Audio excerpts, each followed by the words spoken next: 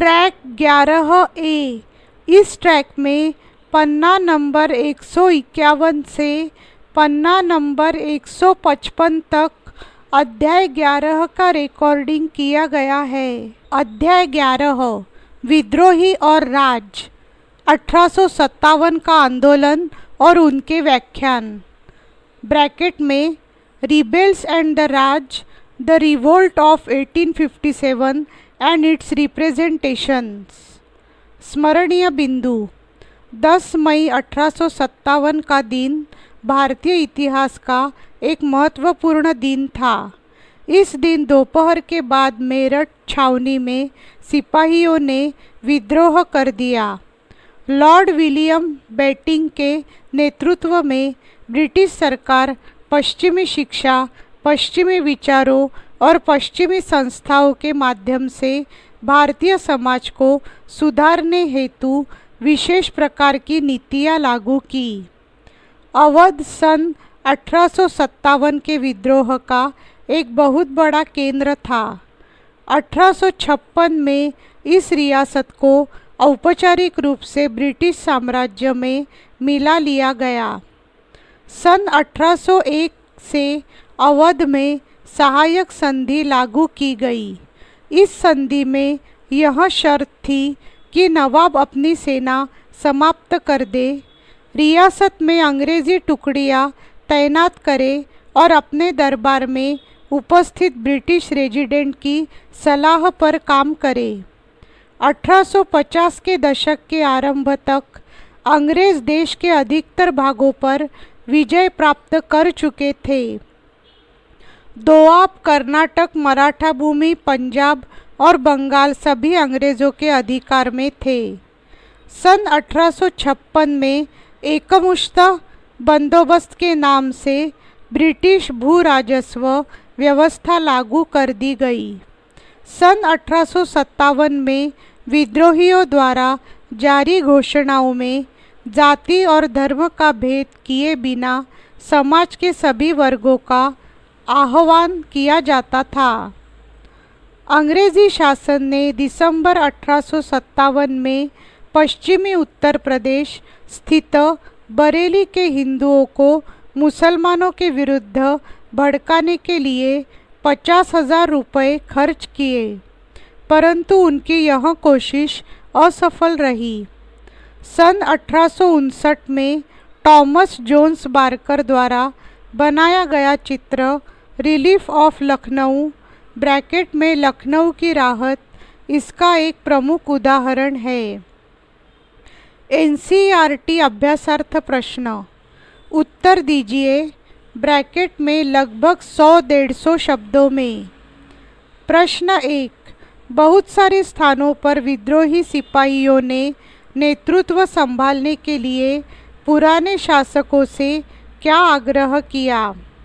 उत्तर, अंग्रेज़ों से लोहा लेने के लिए नेतृत्व और संगठन आवश्यक था। इस उद्देश्य से विद्रोहियों ने ऐसे लोगों की शरण ली जो अंग्रेज़ों से पहले नेताओं की भूमिका निभाते थे। एक, सबसे पहले मेरठ के विद्रोही सिपाही दिल्ली गए और उन्होंने वृहद मुगल सम्राट से विद्रोह का नेतृत्व करने का आग्रह किया। बहादुर शाह इस समाचार से भयभीत तथा बेचैन दिखाई दिए। उन्होंने नाममात्र का नेता बनने की जिम्मेदारी तभी स्वीकार की जब कुछ सिपाही शाही शिष्टाचार की अवहेलना करते हुए लाल किले के मुगल दरबार में घुस आए थे। 2, झांसी में रानी को आम जनता के दबाव तथा उनकी सुरक्षा करने के कारण विद्रोह का नेतृत्व संभालना पड़ा।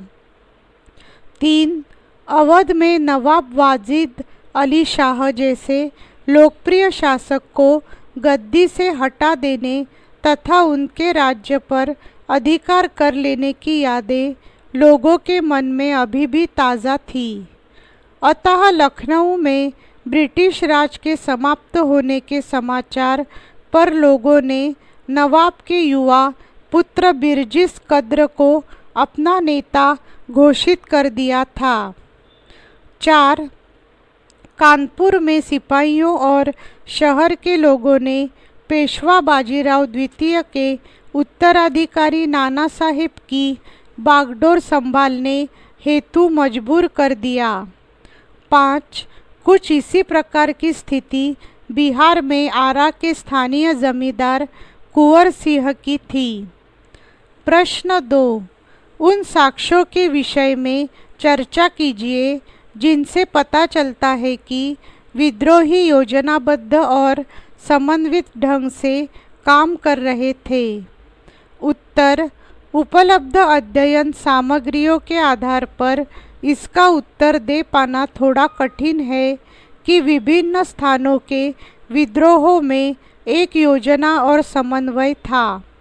फिर भी एक घटना इस विषय में कुछ जानकारी अवश्य देती है। विद्रोह के दौरान अवध मिलिट्री पुलिस के कैप्टन हियरसे की सुरक्षा का दायित्व भारतीय सिपाहियों पर था। जहां कैप्टन हियरसे तैनात थे, वहीं 41वीं नेटिव इन्फेंट्री भी तैनात थी। इन्फेंट्री का तर्क था क्योंकि वे अपने सभी गोरे अफसरों को समाप्त कर चुके हैं, अतः अवध मिलिट्री का यह कर्तव्य बनता है कि या तो वह हियरसे को मौत की नींद सुला दे या फिर उसे गिरफ्तार करके 41वीं नेटिव इन्फेंट्री को सौंप दे। मिलिट्री पुलिस ने यह बात नहीं मानी। अब यह निश्चित किया गया कि इस मामले को हल करने के लिए हर रेजिमेंट के देशी अफसरों की एक पंचायत बुलाई जाए। इस विद्रोह के आरंभिक इतिहासकारों में से एक चार्ल्स बॉल ने लिखा है कि ये पंचायतें रात को कानपुर के सिपाही लाइनों में होती थी। इसका अर्थ यह है कि कुछ निर्णय सामूहिक रूप से अवश्य लिए जा रहे थे।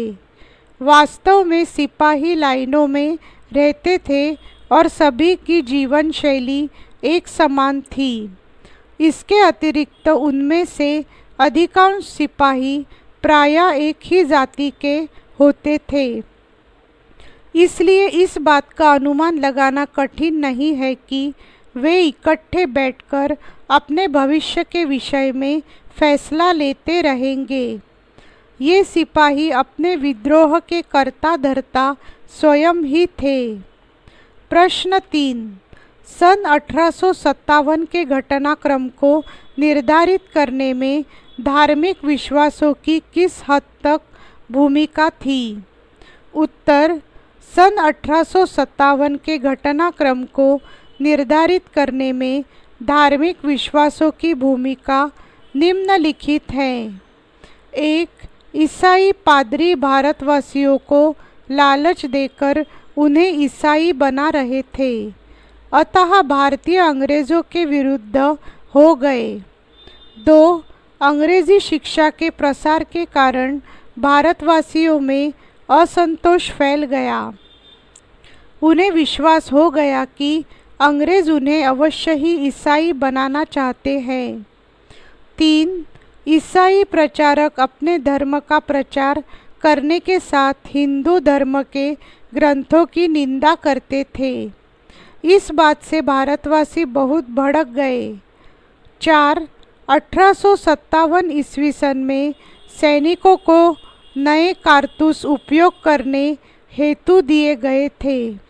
इन कारतूसों पर गाय या सूअर की चर्बी लगी हुई थी, अतः भारतीय सैनिकों में असंतोष इस सीमा तक बढ़ गया कि वे विद्रोह करने पर उतर आए। 5. विलियम बेंटिंग ने बहुत से सामाजिक सुधार किए थे। उसने सती प्रथा व बाल विवाह पर रोक लगा दी। हिंदुओं ने इन बातों को अपने धर्म के विरुद्ध समझा। 6. 1856 ईस्वी सन में एक ऐसा सैनिक कानून पास किया जिसके अनुसार सैनिकों को लड़ने के लिए समुद्र के दूसरे भाग में भेजा जा सकता था, परंतु भारतीय सैनिक समुद्र के पार जाना अपने धर्म के खिलाफ समझते थे। प्रश्न 4, विद्रोहियों के बीच एकता स्थापित करने के लिए क्या तरीके अपनाए गए?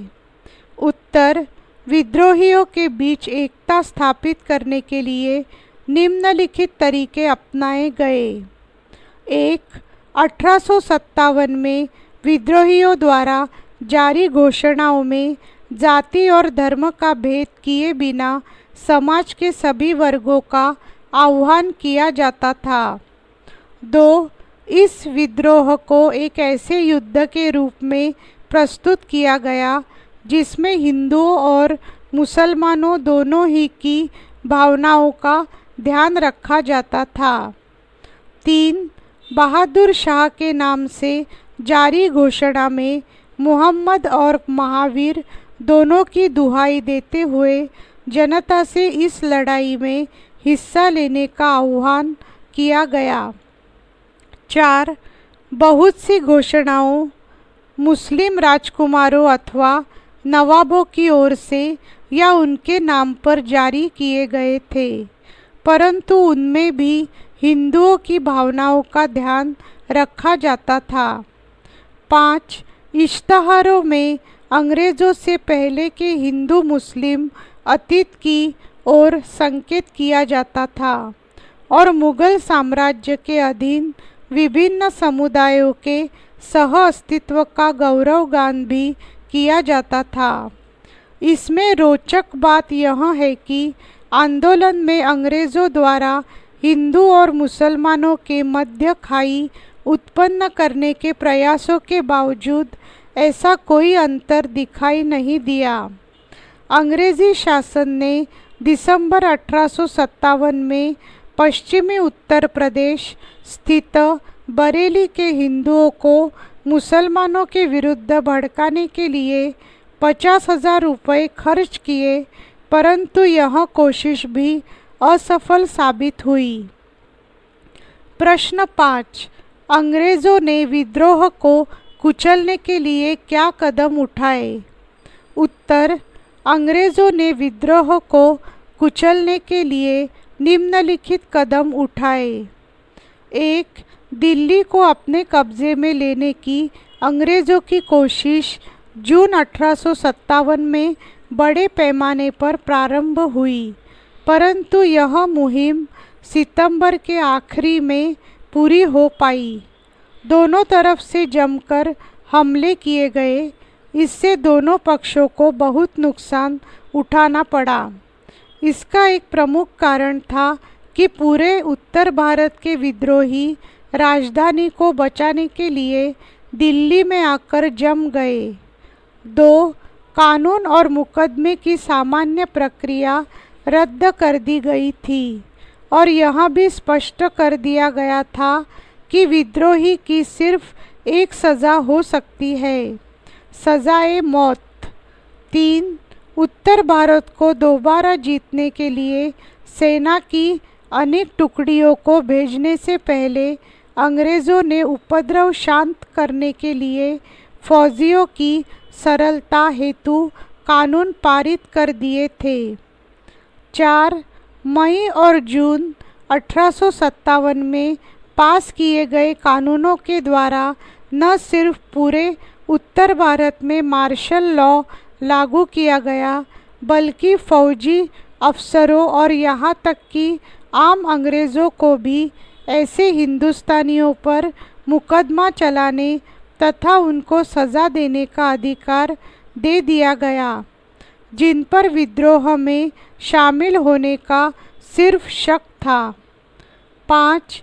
नए विशेष कानूनों और ब्रिटेन से मंगाई गई नई सैन्य टुकड़ियों से लैस अंग्रेज सरकार ने विद्रोह को कुचलने का काम आरंभ कर दिया। विद्रोहियों की तरह वे भी दिल्ली के सांकेतिक महत्व को अच्छे से समझते थे, अतः उन्होंने दो तरफा हमला बोल दिया। एक तरफ कोलकाता से, दूसरी तरफ पंजाब से दिल्ली कूच हुआ। 6. अंग्रेज़ों ने कूटनीति का सहारा लेकर शिक्षित वर्ग व जमींदार को विद्रोह से दूर रखा। उन लोगों ने जमींदारों को जागीरें वापस देने का आश्वासन दिया। 7. अंग्रेज़ों ने संचार साधनों पर अपना पूर्ण नियंत्रण बनाए रखा। परिणाम स्वरूप विद्रोह की सूचना मिलते ही वे उचित कार्यवाही करके विद्रोहियों की योजनाओं को विफल कर देते थे। निम्नलिखित पर एक लघु निबंध लिखिए, ब्रैकेट में लगभग 250-300 शब्दों में। प्रश्न 6. अवध में विद्रोह इतना व्यापक क्यों था? किसान, ताल्लुकदार और जमींदार उसमें क्यों शामिल हुए? उत्तर: अवध में विद्रोह की व्यापकता का कारण। लॉर्ड डलहौजी ने अवध का अधिग्रहण 1856 ईस्वी सन में किया। उसने अवध के नवाब पर कुशासन ब्रैकेट में शासकीय अयोग्यता का आरोप लगाया और उसे गद्दी से हटाकर अवध को अंग्रेज़ी राज्य में मिला लिया। डलहौजी का यह अनुचित कार्य अंग्रेज़ी साम्राज्य के लिए घातक सिद्ध हुआ। ब्रिटिश सरकार ने यह निराधार निष्कर्ष निकाल लिया था कि वाजिद अली शाह लोकप्रिय नहीं है, परंतु यह सच है कि लोग उसे दिल से चाहते थे। जब वे अपने प्यारे लखनऊ से विदा ले रहे थे तो बहुत से लोग विलाप करते हुए कानपुर तक उनके पीछे गए थे। इस भावनात्मक उथल पुथल को भौतिक क्षति के कारण और बल मिला। नवाब को हटाए जाने से दरबार और उनकी संस्कृति भी समाप्त हो गई। संगीतकारों, नर्तकों, कवियों, कारीगरों, बावर्चियों, नौकरों, सरकारी कर्मचारियों और बहुत से लोगों की रोजी रोटी जाती रही। राज्य के ताल्लुकदारों तथा किसानों में भी व्यापक रोष फैल गया। अतः सभी ने विद्रोह में बढ़ चढ़कर भाग लिया, जिससे विद्रोह एक व्यापक जन आंदोलन बन गया। किसानों, ताल्लुकदारों तथा जमींदारों का विद्रोह में शामिल होना। अवध के किसानों, ताल्लुकदारों और जमींदारों में निम्नलिखित अनेक बातों के कारण रोष व्याप्त था, जो 1857 के विद्रोह के रूप में फूट पड़ा। 1. अवध में लोगों की पीड़ा ने राजकुमारों, ताल्लुकदारों, किसानों और सिपाहियों को एक दूसरे से जोड़ दिया था। फिरंगी राज के आगमन से वह सब कुछ बिखर रहा था जो लोगों के लिए बहुमूल्य था और जिसे वे प्यार करते थे। उनकी भावनाएं और मुद्दे, परंपराएं और निष्ठाएं 1857 के विद्रोह के रूप में अभिव्यक्त हो रही थी। 2. अवध के अधिग्रहण से सिर्फ नवाब की ही गद्दी नहीं गई थी, इसने प्रदेश के ताल्लुकदारों को भी लाचार कर दिया था। अवध के समूचे देहात में ताल्लुकदारों की जागीरें और किले बिखरे हुए थे। वे लोग सदियों से अपने इलाके में जमीन और सत्ता पर नियंत्रण रखते आए थे। अंग्रेज़ों के आने से पहले ताल्लुकदारों के पास हथियारबंद सिपाही होते थे, उनके अपने किले होते थे। यदि वे नवाब की संप्रभुता को स्वीकार कर लेते और अपने ताल्लुक का राजस्व चुकाते रहते तो उनके पास स्वायत्तता भी होती थी। कुछ बड़े ताल्लुकदारों के पास 12,000 तक पैदल सिपाही होते थे। छोटे मोटे ताल्लुकदारों के पास 200 से कम सिपाही नहीं होते थे। अंग्रेज़ इन ताल्लुकदारों की सत्ता को स्वीकार करने के लिए तैयार नहीं थे। इसलिए अवध के शासन को समाप्त करने के तुरंत बाद ताल्लुकदारों की सेनाएं भंग कर दी गई और उनके दुर्ग ध्वस्त कर दिए गए। 3. भू राजस्व नीति के ताल्लुकदारों की सत्ता व शक्ति को बहुत चोट पहुंचाई। अधिग्रहण के पश्चात 1856 में एकमुश्त बंदोबस्त के नाम से ब्रिटिश भू राजस्व व्यवस्था लागू कर दी गई। इस बंदोबस्त के अनुसार ताल्लुकदार मध्यस्थ थे जिनके पास जमीन का स्वामित्व नहीं था। उन्होंने शक्ति एवं धोखाधड़ी से अपना प्रभुत्व स्थापित किया हुआ था। एकमुश्त बंदोबस्त के अंतर्गत ताल्लुकदारों को ज़मीनों से बेदखल किया जाने लगा। अंग्रेज़ी शासन से पहले ताल्लुकदारों के पास अवध के 67 गांव थे, किंतु एकमुश्त बंदोबस्त लागू होने के पश्चात यह संख्या घटकर 38% हो गई। कुछ के तो बाधे से अधिक गांव हाथ से निकल गए। दक्षिण अवध के ताल्लुकदारों को सबसे अधिक हानि उठानी पड़ी। 4. भू राजस्व अधिकारी ताल्लुकदारों को हटाकर जमीन उसके असली मालिक को सौंपना चाहते थे ताकि किसानों के शोषण में कमी आ सके और राजस्व वसूली में वृद्धि हो, परंतु ऐसा बिल्कुल नहीं हुआ। भू राजस्व वसूली में वृद्धि तो हुई, परंतु किसान के बोझ में कोई भी कमी नहीं आई। राजस्व अधिकारियों को जल्द ही समझ में आ गया कि अवध के बहुत से क्षेत्र का मूल्य निर्धारण बहुत बड़ा चढ़ाकर किया गया है। कुछ स्थानों पर तो राजस्व मांग 30 से 70% तक बढ़ गई। इसलिए न तो इससे काश्तकार खुश थे और न ही ताल्लुकदार। 5. ताल्लुकदारों को सत्ता से बेदखल करने का परिणाम यह हुआ कि सामाजिक व्यवस्था पूरी तरह से चरमरा गई।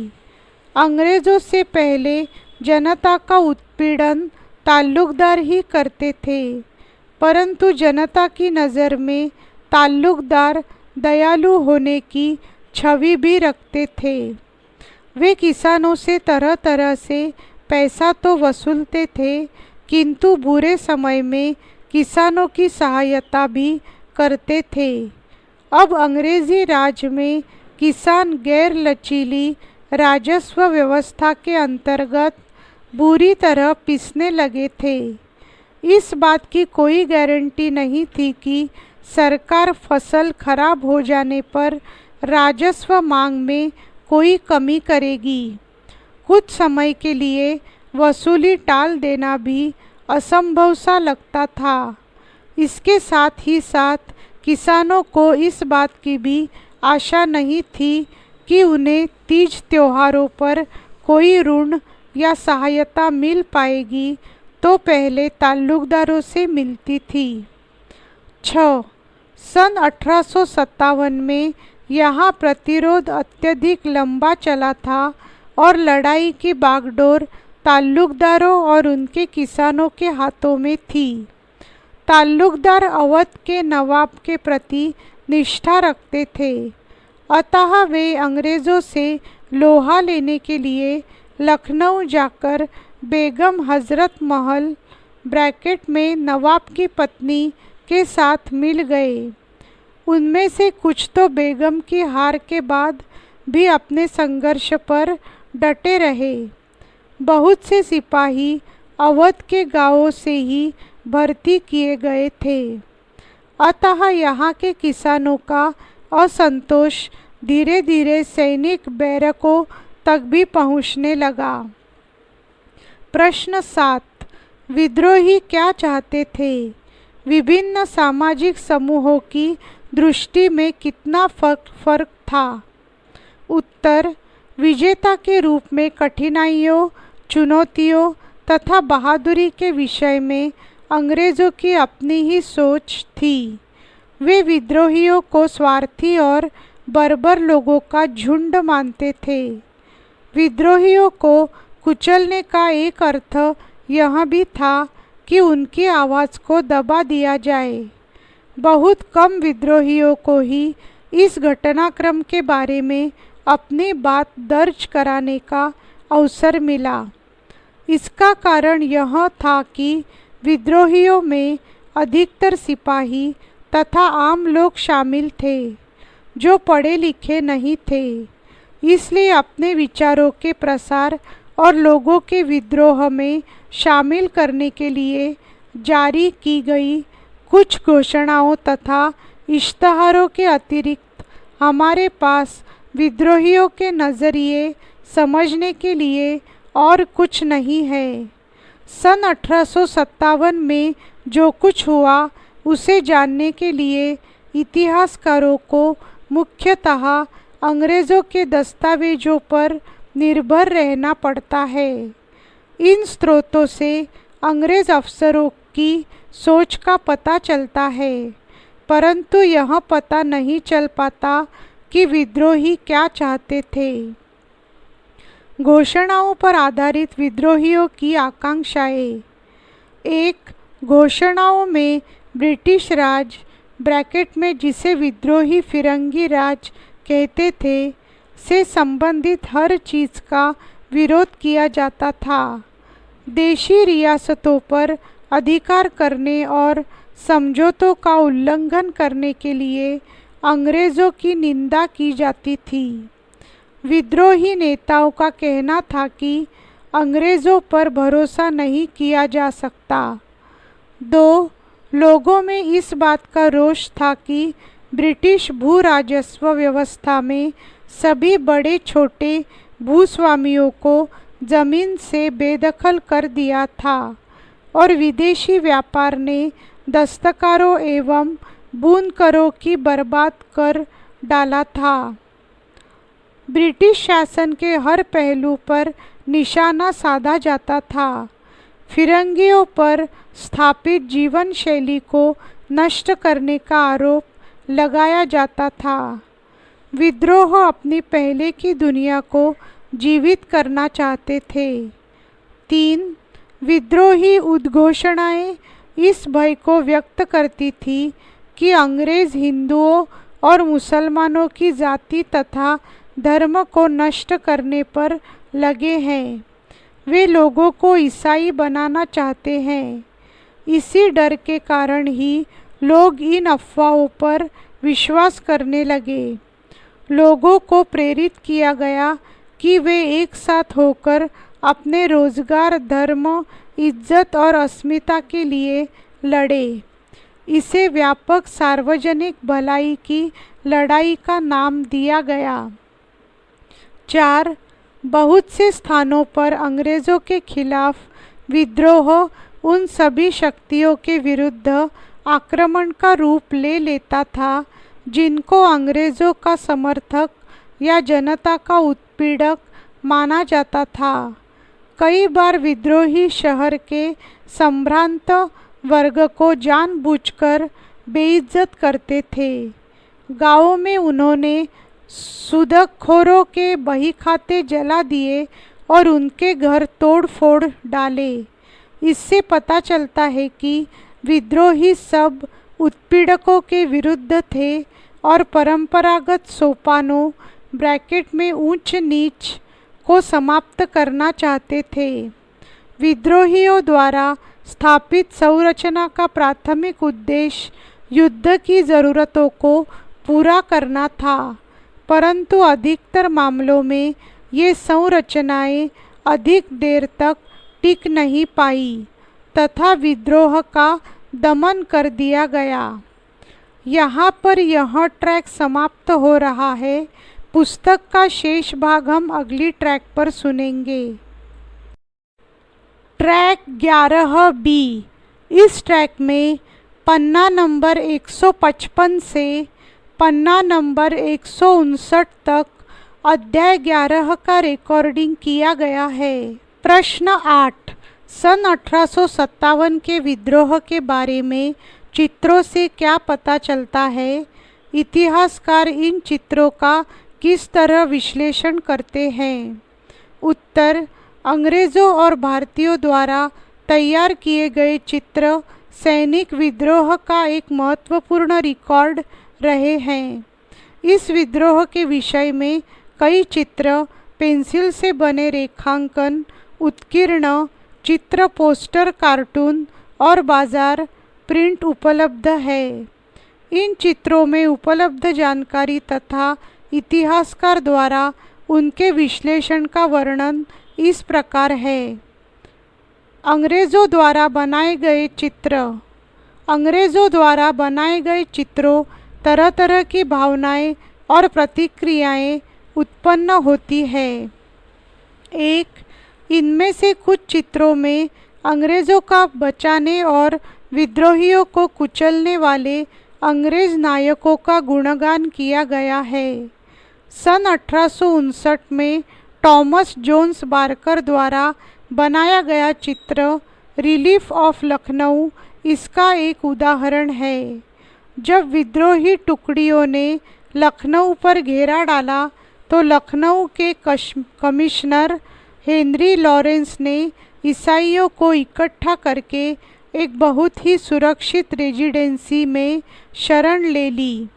बाद में लॉरेंस तो मारा गया, परंतु कर्नल इंग्लिश के नेतृत्व में रेजिडेंसी सुरक्षित रही। 2, कुछ चित्रों में संकट में फंसी अंग्रेज औरतों तथा बच्चों की पीड़ा तथा वेदना को व्यक्त किया गया है। सैनिक विद्रोह के 2 साल बाद जोसेफ नोएल पेटन ने इन मेमोरियम नामक चित्र बनाया। इस चित्र में अंग्रेज औरतें व बच्चे एक घेरे में एक दूसरे से लिपटे दिखाई देते थे।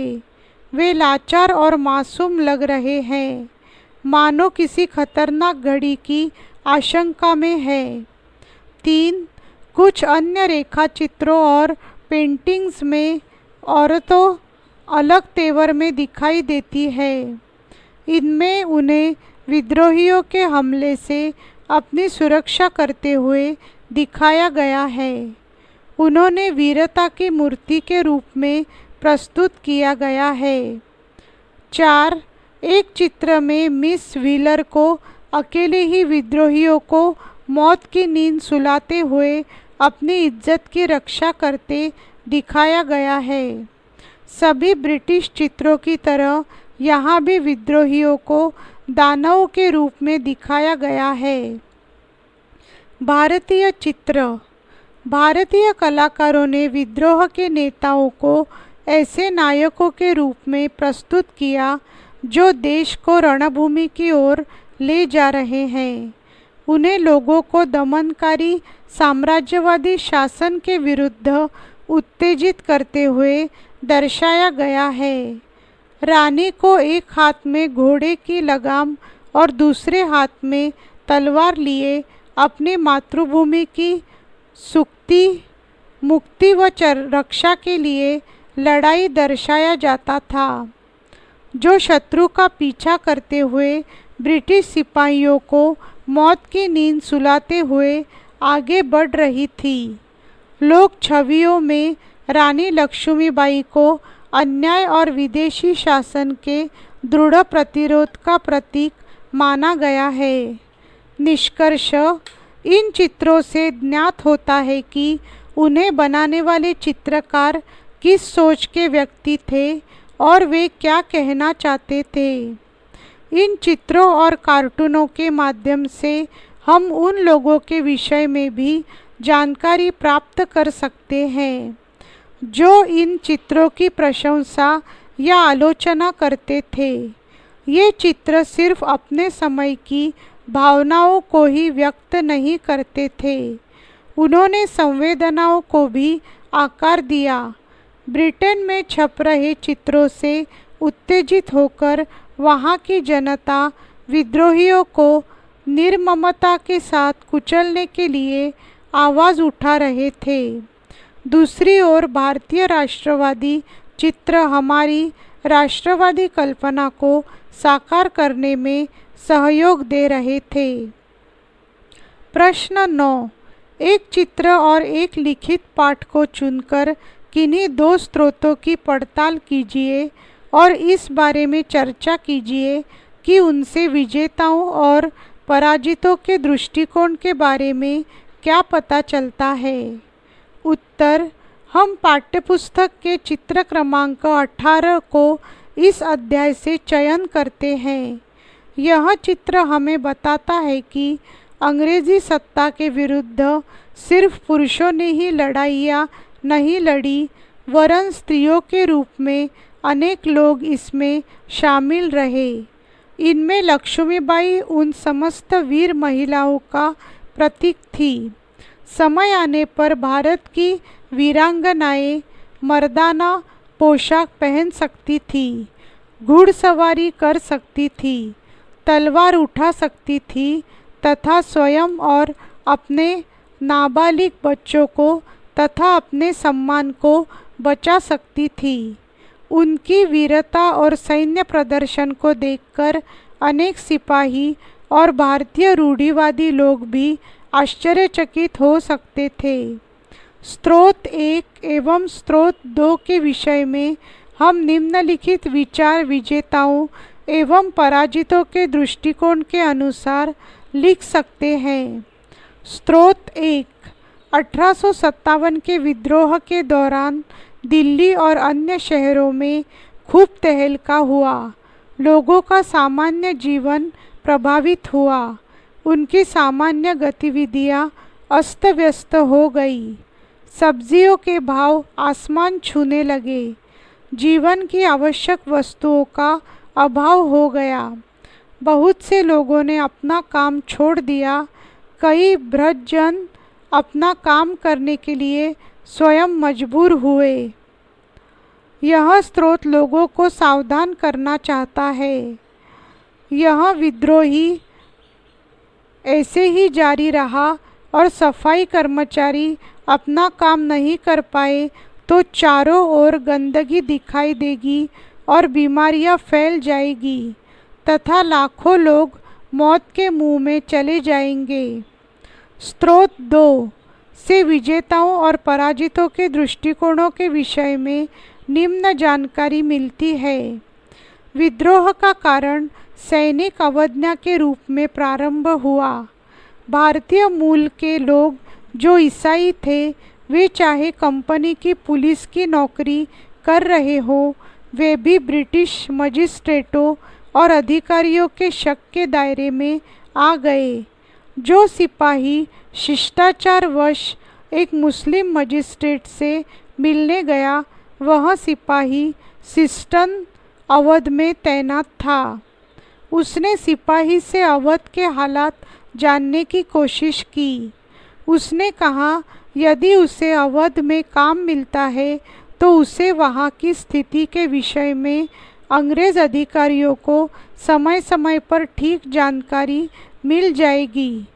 अंग्रेज़ अधिकारी जो एक मुस्लिम तहसीलदार है, उसने अंग्रेज़ सिपाहियों को यह भरोसा दिलाने का प्रयास किया कि चाहे विद्रोही कुछ भी दावा करे, प्रारंभ में वे कामयाब भी रहे, पर अंततः विजय अंग्रेज़ी सरकार या कंपनी सरकार की होगी, क्योंकि विद्रोहियों को कुचलने का कार्य योग्य अंग्रेज़ अधिकारियों के हाथों में है।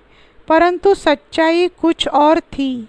बाद में पता चला कि वह मुस्लिम तहसीलदार जो मजिस्ट्रेट के कमरे में प्रवेश कर रहा था, वह बिजनौर के विद्रोहियों का सबसे बड़ा नेता था। परीक्षोपयोगी अन्य महत्वपूर्ण प्रश्न। वस्तुनिष्ठ प्रश्न। प्रश्न 1, सही विकल्प चुनकर लिखिए। 1, बिहार में विद्रोहियों का नेता था। ए हजरत बेगम, बी कुंवर सिंह, सी नवाब वाजिद अली, डी बिरजिस कद्र। उत्तर है बी कुंवर सिंह। 2, 1857 के विद्रोह का सबसे व्यापक रूप देखने को मिला। ए अवध में, बी कर्नाटक में, सी दिल्ली में, डी बंगाल में। उत्तर है अ, अवध में। 3. वाजिद अली शाह कहाँ का नवाब था? ए. हैदराबाद का, बी. बंगाल का, सी. अवध का, डी. कर्नाटक का। उत्तर है सी. अवध का। 4. सती प्रथा को समाप्त करने के लिए कानून बनाया गया। ए. 1829 में, बी. 1824 में, सी. 1820 में, डी. 1802 में। उत्तर है ए. 1829 में। 5. अवध रियासत को औपचारिक रूप से ब्रिटिश साम्राज्य में मिलाया गया। ए. 1853 में, बी. 1854 में, सी. 1855 में, डी. 1856 में। उत्तर है डी. 1856 में। 6. लखनऊ में विद्रोह ब्रैकेट में 1857 का नेतृत्व किया। ए. बेगम हजरत महल, बी. तात्या टोपे, सी. नवाब वाजिद अली शाह, डी. बहादुर शाह द्वितीय। उत्तर है ए. बेगम हजरत महल। 7. विद्रोह के समय ब्रैकेट में 1857 सिंहभूम में कोल आदिवासियों का नेता था। ए. शानू, बी. गोनू, सी. अल्लारी राजू, डी. बिरसा मुंडा। उत्तर है बी. गोनू। प्रश्न 2. रिक्त स्थानों की पूर्ति कीजिए। 1. सन 1857 के विद्रोह में रिक्त स्थान की महत्वपूर्ण भूमिका थी। सन 1857 के विद्रोह में मंगल पांडे की महत्वपूर्ण भूमिका थी। 2. रिक्त स्थान के संथालों का विद्रोह रिक्त स्थान में हुआ था। बिहार के संथालों का विद्रोह 1855 ईस्वी सन में हुआ था। 3. रिक्त स्थान और रिक्त स्थान सन 1857 के विद्रोह के 2 गुप्त चिन्ह थे। कमल और चपाती सन 1857 के विद्रोह के 2 गुप्त चिन्ह थे। 4. रिक्त स्थान के विद्रोह की शक्ति बहुत कुछ हिंदू मुस्लिम एकता में निहित थी। सन 1857 के विद्रोह की शक्ति बहुत कुछ हिंदू मुस्लिम एकता में निहित थी। 5. नाना साहेब अंतिम रिक्त स्थान के दत्तक पुत्र थे। नाना साहेब अंतिम पेशवा बाजीराव द्वितीय के दत्तक पुत्र थे। प्रश्न 3. एक शब्द वाक्य में उत्तर दीजिए। 1. ईस्ट इंडिया कंपनी के विरुद्ध विद्रोह कब भड़का? उत्तर है 1857 ईस्वी सन में। 2. जगदीशपुर में स्वतंत्रता सेनानियों का नेतृत्व किसने किया?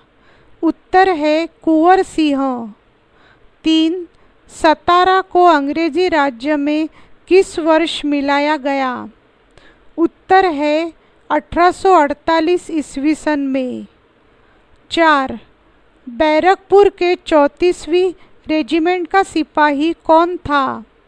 उत्तर है मंगल पांडे। 5. अवध का विलय किस वर्ष किया गया? उत्तर है 1856 ईस्वी सन में। 6. सन 1857 के विद्रोह को आरंभ करने के लिए किस दिन को निश्चित किया गया था?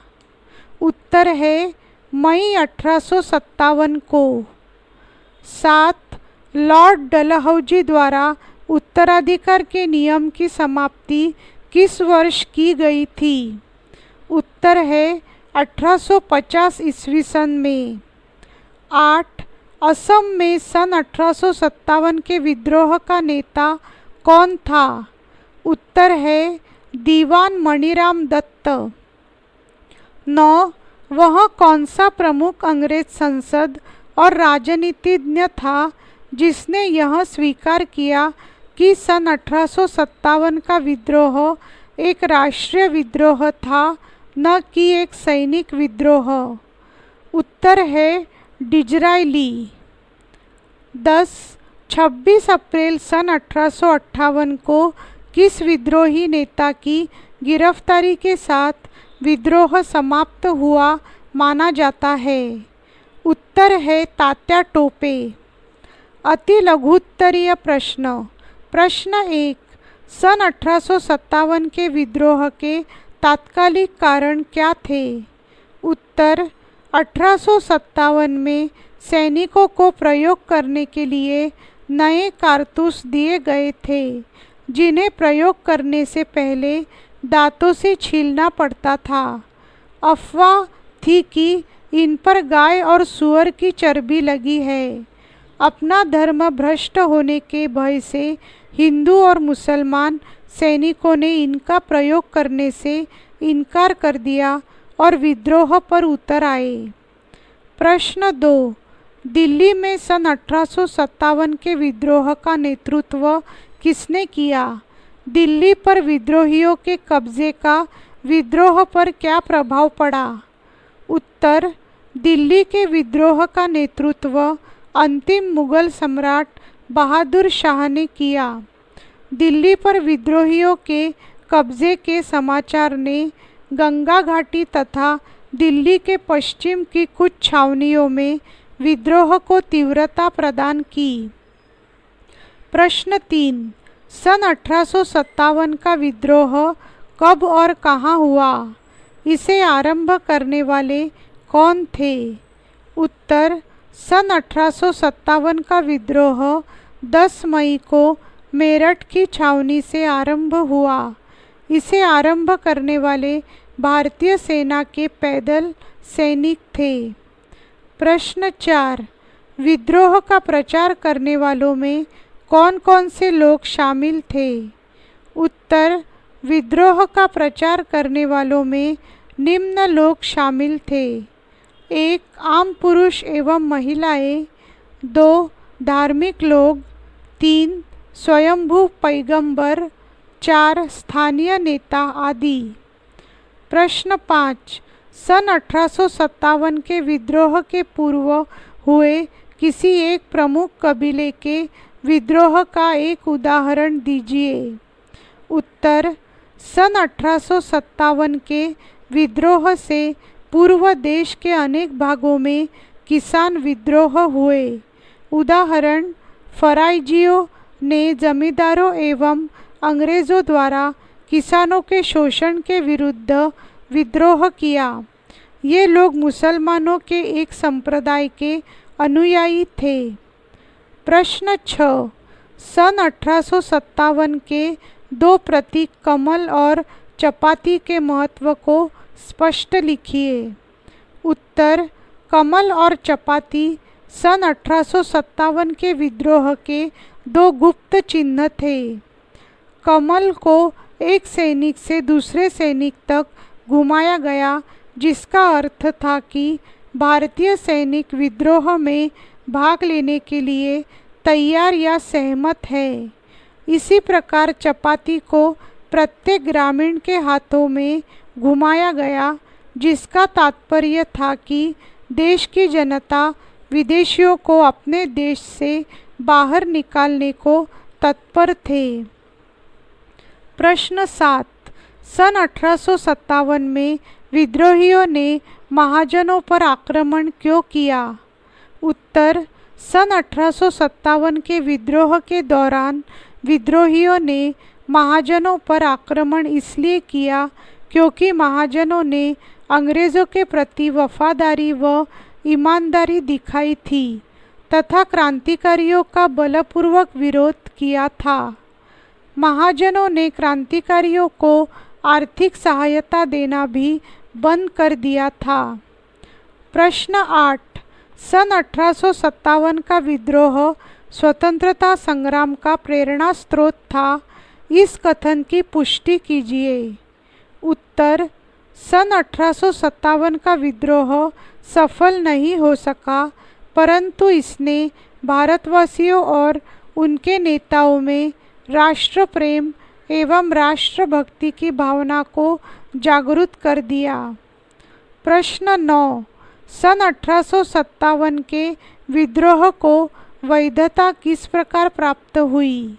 उत्तर, मुगल सम्राट बहादुर शाह ने विद्रोहियों का नेतृत्व करना स्वीकार कर लिया था, अतः अब विद्रोह उसके नाम पर चलाया जा सकता था। इस प्रकार विद्रोह को वैधता प्राप्त हो गई। प्रश्न 10, भारत में स्वतंत्रता संग्राम कहाँ कहाँ लड़ा गया? अंग्रेज़ों ने इसका दमन किस प्रकार किया?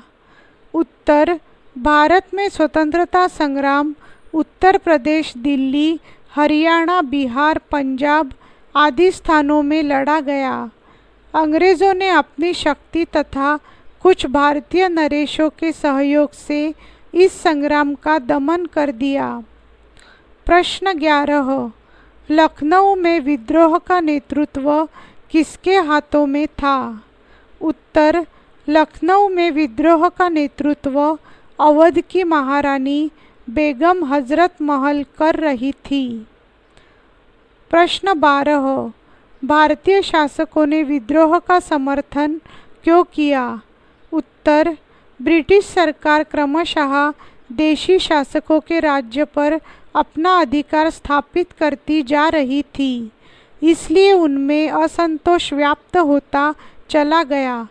फलतः अनेक शासकों ने विद्रोह का समर्थन करना प्रारंभ कर दिया। प्रश्न 13, अहमद उल्ला कौन था? उत्तर, अहमद उल्ला एक सच्चा देशभक्त और सैनिक प्रतिभा से संपन्न व्यक्ति था। वह मूलतः चेन्नई का रहने वाला था, परंतु 1857 के प्रारंभ में फैज़ाबाद आकर बस गया। उसने बहुत ही ज़ोर शोर से इस विद्रोह का प्रचार प्रसार किया, लेकिन राजा जगन्नाथ सिंह के भाई ने 10,000 रुपये के इनाम के लालच में धोखे से अहमद उल्ला को मरवा दिया था। प्रश्न 14, किन दो बातों के कारण सन 1857 के विद्रोह में 13 मई के बाद एकाएक तेजी आ गई? उत्तर, निम्न दो बातों के कारण सन 1857 के विद्रोह में 13 मई के बाद एकाएक तेजी आ गई। 1. मुगल सम्राट बहादुर शाह द्वारा विद्रोह को अपना समर्थन देना। 2. दिल्ली पर विद्रोहियों का अधिकार होना। प्रश्न 15, सन 1857 के विद्रोह के दौरान बहादुर शाह द्वितीय को भारत का सम्राट क्यों घोषित किया गया था? उत्तर, सन 1857 के विद्रोह के बाद बहादुर शाह द्वितीय को भारत का सम्राट घोषित करने का कारण यह था कि बहादुर शाह द्वितीय मुगल वंश का अंतिम शासक था। उसके बादशाहत के सभी अधिकार छीनने के लिए अंग्रेज़ों ने घोषणा कर दी थी। विद्रोह में भाग लेने के लिए वह एक प्रतिष्ठित एवं सही व्यक्ति था। प्रश्न 16, सन 1857 के विद्रोह की एक प्रमुख कमजोरी का उल्लेख कीजिए। उत्तर, सन 1857 का विद्रोह संपूर्ण भारत में नहीं फैला। यह विद्रोह उत्तरी तथा मध्य भारत के कुछ प्रांतों तक ही सीमित था। अनेक भारतीय शासकों ने अंग्रेज़ों को अपना समर्थन दिया। यदि ऐसा न होता तो इस विद्रोह का परिणाम कुछ और ही होता। प्रश्न 17, विलय नीति की विद्रोह भड़काने में क्या भूमिका थी? उत्तर, देशी राज्यों के अंग्रेजी राज्य में विलय के कारण उनकी सेना को भंग कर दिया गया। 1856 ईस्वी सन में अवध के विलीनीकरण के कारण 60,000 सैनिकों को नौकरी से निकाल दिया गया। अतः ऐसी स्थिति में बेकार शासक विद्रोह फैलाने और लोगों को भड़काने में सहयोग कर रहे थे। प्रश्न 18, नागपुर का विलयीकरण कब हुआ? उत्तर सन 1885 में नागपुर के शासक रघुजी तृतीय की निस्संतान अवस्था में मृत्यु हो गई। रानी ने यशवंतराव को गोद ले लिया, किंतु लॉर्ड डलहौजी ने उसे स्वीकार नहीं किया तथा नागपुर को भी अंग्रेजी साम्राज्य का अंग बना लिया। लघु उत्तरीय प्रश्न। प्रश्न 1, सन 1857 के विद्रोह के संदेश का प्रसार कैसे हुआ? उत्तर सन 1857 के विद्रोह के संदेश का प्रसार निम्न प्रकार से हुआ। 1. 1857 के विद्रोह के नेता सभी स्थानों पर दरबारों से जुड़े व्यक्ति अर्थात रानियां, राजा, नवाब, ताल्लुकदारों आदि नहीं थे। विद्रोह का संदेश प्रायः आम पुरुषों व महिलाओं के माध्यम से और कुछ स्थानों पर धार्मिक लोगों द्वारा फैल रहा था। 2. मेरठ से ऐसी खबरें आ रही थी कि वहाँ हाथी पर सवार एक फकीर को देखा गया था, जिससे सिपाही बार बार मिलने जाते थे। 3. उत्तर प्रदेश में बड़ौत परगना के गांव वालों को शामल ने संगठित किया। 4. लखनऊ में अवध पर कब्जे के बाद बहुत से धार्मिक नेता और स्वयं भूपैगंबर प्रचारक ब्रिटिश शासन को उखाड़ फेंकने का प्रचार कर रहे थे। 5. छोटा नागपुर स्थित सिंहभूमि में एक आदिवासी काश्तकार गोनू ने प्रदेश के कोल आदिवासियों का नेतृत्व संभाला हुआ था। 6. अन्य स्थानों पर कई स्थानीय नेताओं ने किसानों, जमींदारों और आदिवासियों को विद्रोह के लिए तैयार किया। प्रश्न 2, सन 1801 में अंग्रेज़ों द्वारा अवध पर अधिग्रहण की नीति के प्रावधानों को स्पष्ट कीजिए। उत्तर सन 1801 में अवध पर अधिग्रहण की नीति के प्रावधान निम्नलिखित थे। 1. इस संधि में यह शर्त थी कि नवाब अपनी सेना समाप्त कर दे। 2. नवाब अपने दरबार में विराजमान ब्रिटिश रेजिडेंट की सलाह पर काम करे। 3. वह अपनी रियासत में अंग्रेज़ टुकड़ियों को तैनात करे। 4. नवाब अपनी सैनिक शक्ति से वंचित हो जाने के बाद अपनी रियासत में कानून व्यवस्था बनाए रखने के लिए दिनों दिन अंग्रेज़ों पर निर्भर होता जा रहा था। 5. अब विद्रोही मुखियाओं और ताल्लुकदारों पर नवाब का कोई नियंत्रण नहीं बचा था। प्रश्न 3, अंग्रेजी नीति से अवध के ताल्लुकदार किस तरह प्रभावित हुए? उत्तर अंग्रेजी नीति से अवध के ताल्लुकदार निम्नलिखित तरीके से प्रभावित हुए। 1. सन 1856 की एकमुश्त बंदोबस्त के अधीन उन्हें उनकी ज़मीनों से बेदखल किया जाने लगा। कुछ ताल्लुकदारों के आधे से ज़्यादा गांव उनसे छीन लिए गए। 2. राजस्व की मांग दोगुनी कर दी गई, जिससे ताल्लुकदारों में रोष व्याप्त हो गया। 3. उनकी स्वतंत्रता भी छीन ली गई। 4.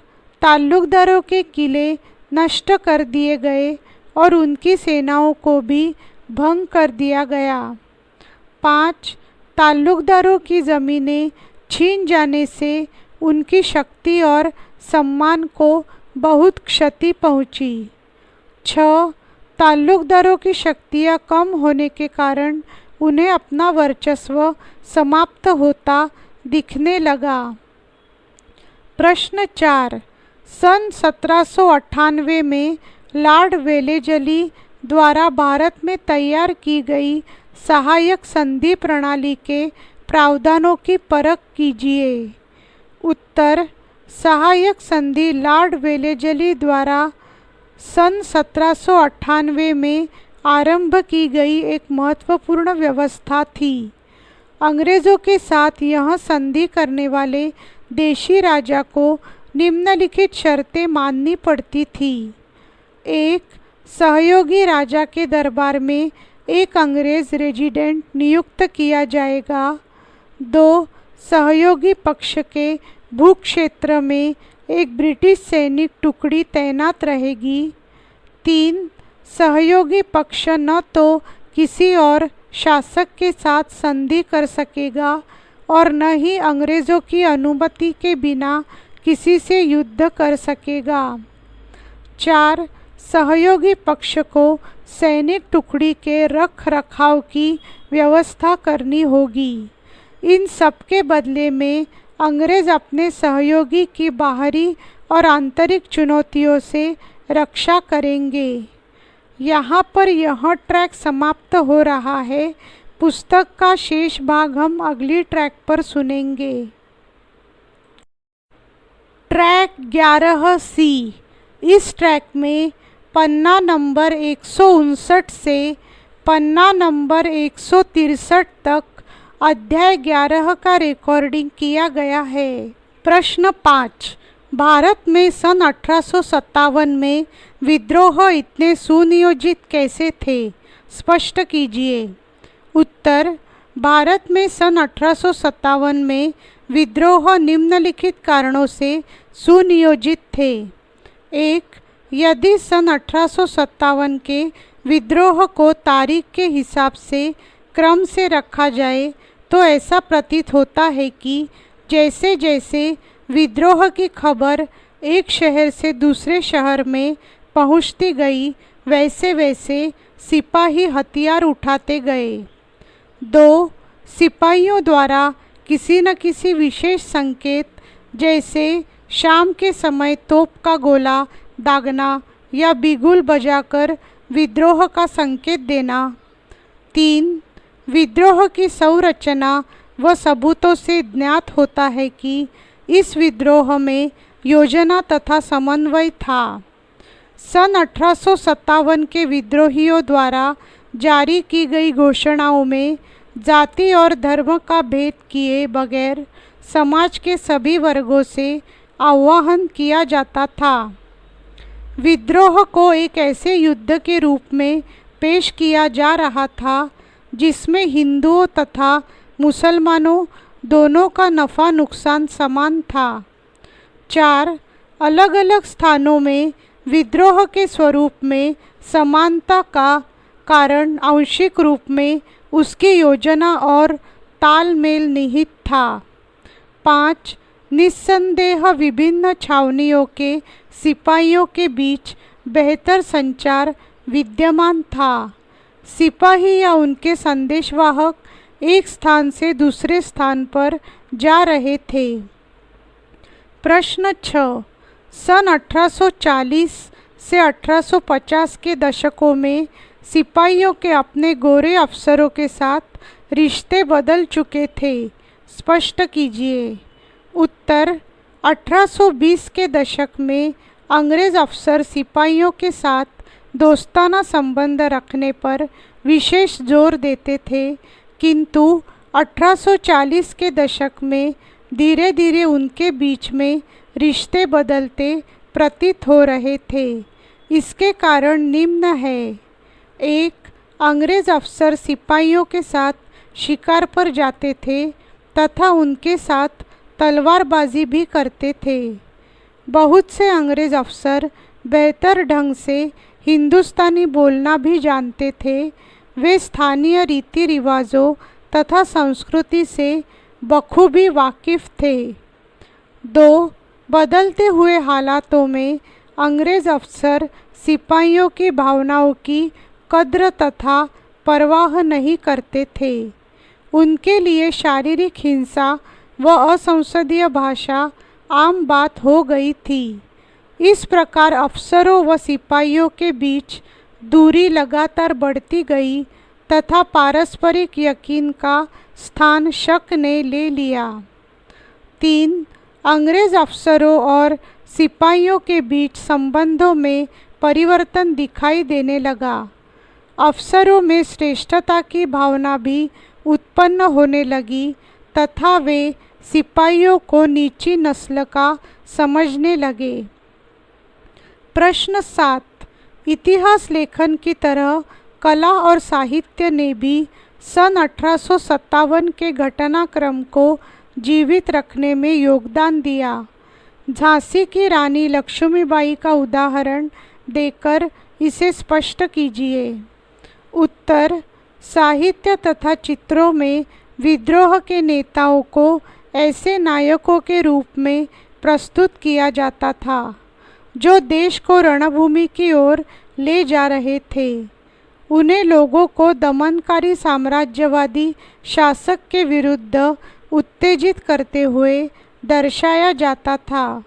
एक हाथ में घोड़े की लगाम और दूसरी हाथ में तलवार लिए अपनी मातृभूमि की मुक्ति के लिए लड़ाई लड़ने वाली रानी के शौर्य का गौरवगान करते हुए कई कविताएं लिखी गई। झांसी की रानी को एक ऐसे मर्दाना व्यक्तित्व के रूप में चित्रित किया जाता था जो शत्रु का पीछा करते हुए और ब्रिटिश सिपाहियों को मौत की नींद सुलाते हुए आगे बढ़ रही थी। देश के विभिन्न भागों में बच्चे सुभद्रा कुमारी चौहान की इन पंक्तियों को पढ़ते हुए बड़े हो रहे थे। खूब लड़ी मर्दानी वह तो झांसी वाली रानी थी। लोक छवियों में रानी लक्ष्मीबाई को प्रायः सैनिक वेशभूषा में घोड़े पर सवार और एक हाथ में तलवार लिए दिखाया गया है, जो अन्याय और विदेशी शासन के दृढ़ प्रतिरोध का प्रतीक है। प्रश्न 8। ताल्लुकदारों के हटाए जाने से अवध के किसानों की स्थिति ब्रैकेट में दशा और भी खराब हो गई। संक्षेप में स्पष्ट कीजिए। उत्तर। अंग्रेज़ों से पहले ताल्लुकदार ही जनता का उत्पीड़न करते थे, किंतु जनता की नज़र में बहुत से ताल्लुकदार दयालु होने की छवि धारण किए हुए थे। वे किसानों से अलग अलग प्रकार से पैसे वसूल करते थे, परंतु बुरे वक्त में किसानों की सहायता भी करते थे। अब अंग्रेजी राज में किसान मनमाने राजस्व वसूली और गैर लचीली राजस्व व्यवस्था के अंतर्गत बुरी तरह पिसने लगे थे। अब इस बात की भी कोई गारंटी नहीं थी कि सरकार कठिन समय में या सफल खराब हो जाने पर राजस्व की मांग में कोई कमी करेगी। इस वसूली को कुछ समय के लिए टाल देना भी असंभव सा लगता था। न ही किसानों को इस बात की आशा थी कि उन्हें तीज त्योहारों पर कोई ऋण या सहायता मिल पाएगी, जो पहले कुछ ताल्लुकदारों से मिल जाती थी। प्रश्न 9। सन 1857 के दौरान विद्रोहियों द्वारा वैकल्पिक शक्ति का ढांचा खड़ा करने का जो प्रयास किया गया था, उसका वर्णन कीजिए। उत्तर।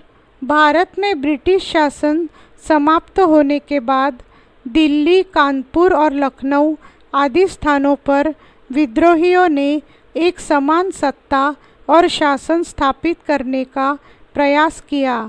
इसके लिए उन्होंने पुरानी दरबारी संस्कृति का सहारा लिया। विभिन्न पदों पर नियुक्तियां की गई। भू राजस्व वसूली और सैनिकों के वेतन के भुगतान की व्यवस्था की गई। लूटपाट बंद करने के लिए हुक्मनामे जारी किए गए। इसके साथ साथ अंग्रेज़ों के विरुद्ध युद्ध जारी रखने की योजनाएं भी बनाई गई। सेना की कमान तय की गई। इन सभी प्रयासों में विद्रोही 18वीं शताब्दी के मुगल जगत से ही प्रेरणा ले रहे थे। नई व्यवस्था उन सभी बातों का प्रतीक बन गई जो उनसे छीन चुकी थी। विद्रोहियों द्वारा स्थापित शासन संरचना का प्राथमिक उद्देश्य युद्ध की ज़रूरतों को पूरा करना था, परंतु अधिकतर मामलों में ये संरचनाएं अधिक देर तक टिक नहीं पाई और विद्रोह का दमन कर दिया गया। प्रश्न 10। 20वीं शताब्दी में राष्ट्रीय आंदोलन ने सन 1857 के घटनाक्रमों से प्रेरणा ली। इस कथन की उदाहरण सहित पुष्टि कीजिए। उत्तर: 20वीं शताब्दी में राष्ट्रीय आंदोलन को सन 1857 के विद्रोह से प्रेरणा मिल रही थी। इस विद्रोह को प्रथम स्वतंत्रता संग्राम के रूप में याद किया जाता था, जिसमें देश के सभी वर्गों के लोगों ने साम्राज्यवादी शासन के विरुद्ध मिलकर लड़ाई लड़ी। इतिहास लेखन की तरह कला और साहित्य ने भी सन 1857 के घटनाक्रम को जीवित रखने में योगदान दिया। विद्रोही नेताओं को ऐसे नायकों के रूप में प्रस्तुत किया जाता था जो देश को रणभूमि की ओर ले जा रहे हैं। उन्हें लोगों को दमनकारी साम्राज्यवादी शासन के विरुद्ध उत्तेजित करते हुए दर्शाया अथवा प्रदर्शित किया जाता था। उदाहरण: एक हाथ में घोड़े की लगाम और दूसरी हाथ में तलवार लिए अपनी मातृभूमि की मुक्ति के लिए लड़ाई लड़ने वाली रानी के शौर्य का गौरवगान करते हुए अनेक कविताएं भी लिखी गई। रानी लक्ष्मीबाई को एक ऐसे मर्दाना व्यक्तित्व के रूप में दर्शाया गया था जो शत्रु का पीछा करते हुए और ब्रिटिश सिपाहियों को मौत की घाट उतारते हुए आगे बढ़ रही थी। प्रश्न 11। अंग्रेज़ों द्वारा अवध के अधिग्रहण का वर्णन कीजिए। इसमें अंग्रेज़ किन कारणों से रुचि रखते थे? उत्तर: सन 1851 में गवर्नर जनरल लॉर्ड डलहौजी ने अवध की रियासत के विषय में कहा था कि यह गिलास फल एक दिन हमारे मुंह में आकर गिरेगा। 5 साल बाद ही सन 1856 में इस रियासत को औपचारिक रूप से ब्रिटिश साम्राज्य में मिला लिया गया। अवध पर अधिकार की कहानी कुछ ज़्यादा ही लंबी है।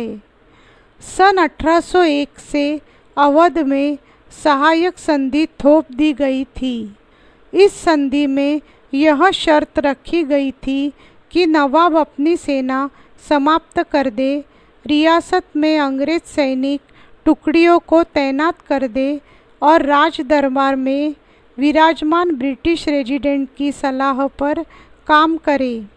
अपनी सैनिक शक्ति से वंचित हो जाने पर नवाब अपनी रियासत में कानून व्यवस्था बनाए रखने के लिए दिनों दिन अंग्रेज़ों पर निर्भर होता जा रहा था। अब विद्रोही मुखियाओं और ताल्लुकदारों पर उसका कोई नियंत्रण नहीं था। अवध अधिग्रहण में अंग्रेज़ों की रुचि के कारण। अवध पर अधिग्रहण में अंग्रेज़ों की रुचि दिन प्रतिदिन बढ़ती जा रही थी। इसके प्रमुख कारण निम्नलिखित थे। 1.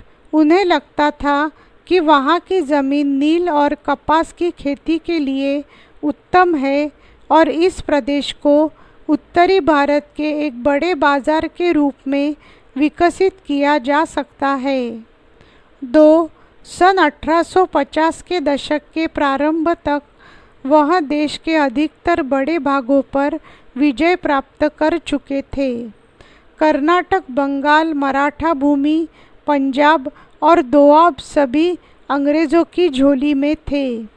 लगभग 1 शताब्दी पहले बंगाल की जीत के साथ प्रारंभ हुई क्षेत्रीय विस्तार की यह प्रक्रिया सन 1856 में अवध के अधिग्रहण के साथ पूरी हो जाने वाली थी। प्रश्न 12। अंग्रेज़ों ने उन लोगों को कैसे सम्मानित किया जिनके विषय में उन्हें विश्वास था कि उन्होंने सन 1857 के विद्रोह के दौर में विद्रोहियों को कुचला और अंग्रेज़ों की रक्षा की? वर्णन कीजिए। उत्तर, सन 1857 के विद्रोह में कुछ गिने चुने भारतीय शासकों ने ही सक्रिय भूमिका निभाई। इनमें से बहादुर शाह, कुंवर सिंह, झांसी की रानी, नाना साहेब आदि प्रमुख थे। ये वे शासक थे जो अंग्रेज़ों की राज्य विस्तार नीति का शिकार हो चुके थे। अंग्रेज़ों ने किसी न किसी बहाने से इनके राज्यों को हड़प लिया था, इसलिए उन्होंने अपने अपने प्रदेश में क्रांति का नेतृत्व किया और अंग्रेज़ी सेनाओं से टक्कर लिया। परंतु अधिकांश भारतीय शासक स्वार्थी थे और ब्रिटिश शक्ति से डरे हुए थे। अतः उन्होंने विद्रोह में भाग लेने की अपेक्षा विद्रोह को कुचलने में अंग्रेज़ों की सहायता की। ग्वालियर के सिंधिया, इंदौर से होलकर, जोधपुर तथा अन्य प्रदेशों के राजपूत, भोपाल के नवाब, हैदराबाद के निजाम और अन्य भारतीय शासकों ने अंग्रेज़ों का साथ दिया। इन्हीं शासकों के सहयोग से ही अंग्रेज़ी सरकार विद्रोह को दबाने में सफल रही। इस संबंध में गवर्नर जनरल कैनिंग ने स्वयं कहा था कि इन सरदारों ने तूफ़ान के आगे बांध की तरह काम किया, वरन यह तूफ़ान एक ही लहर में हमें बहाकर ले जाता। ब्रिटिश शासकों ने इन भारतीय राजाओं को बड़ी बड़ी जागीरें तथा पदवियां देकर पुरस्कृत भी किया। प्रश्न 13, सन 1857 के विद्रोह में विद्रोहियों की गतिविधियों को जानने वाले स्रोतों का वर्णन कीजिए। उत्तर, सन 1857 के विद्रोह में विद्रोहियों की गतिविधियों को जानने वाले स्रोतों का वर्णन निम्नलिखित बिंदुओं के अंतर्गत किया जा सकता है। 1. सन 1857 के विद्रोहियों की गतिविधियों में बहुत हद तक समन्वय था। छावनियों के सिपाहियों के बीच बेहतर संचार कायम था। सिपाही अथवा उनके संदेशवाहक एक स्थान से दूसरे स्थान जा रहे थे, अतः कहा जा रहा था कि लोग बगावत की योजनाएं बना रहे थे। 2. सिपाही ज़्यादा पढ़े लिखे नहीं थे।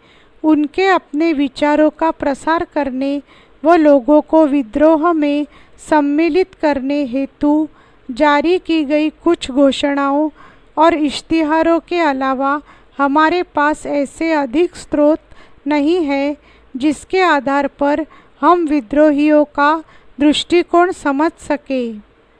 3.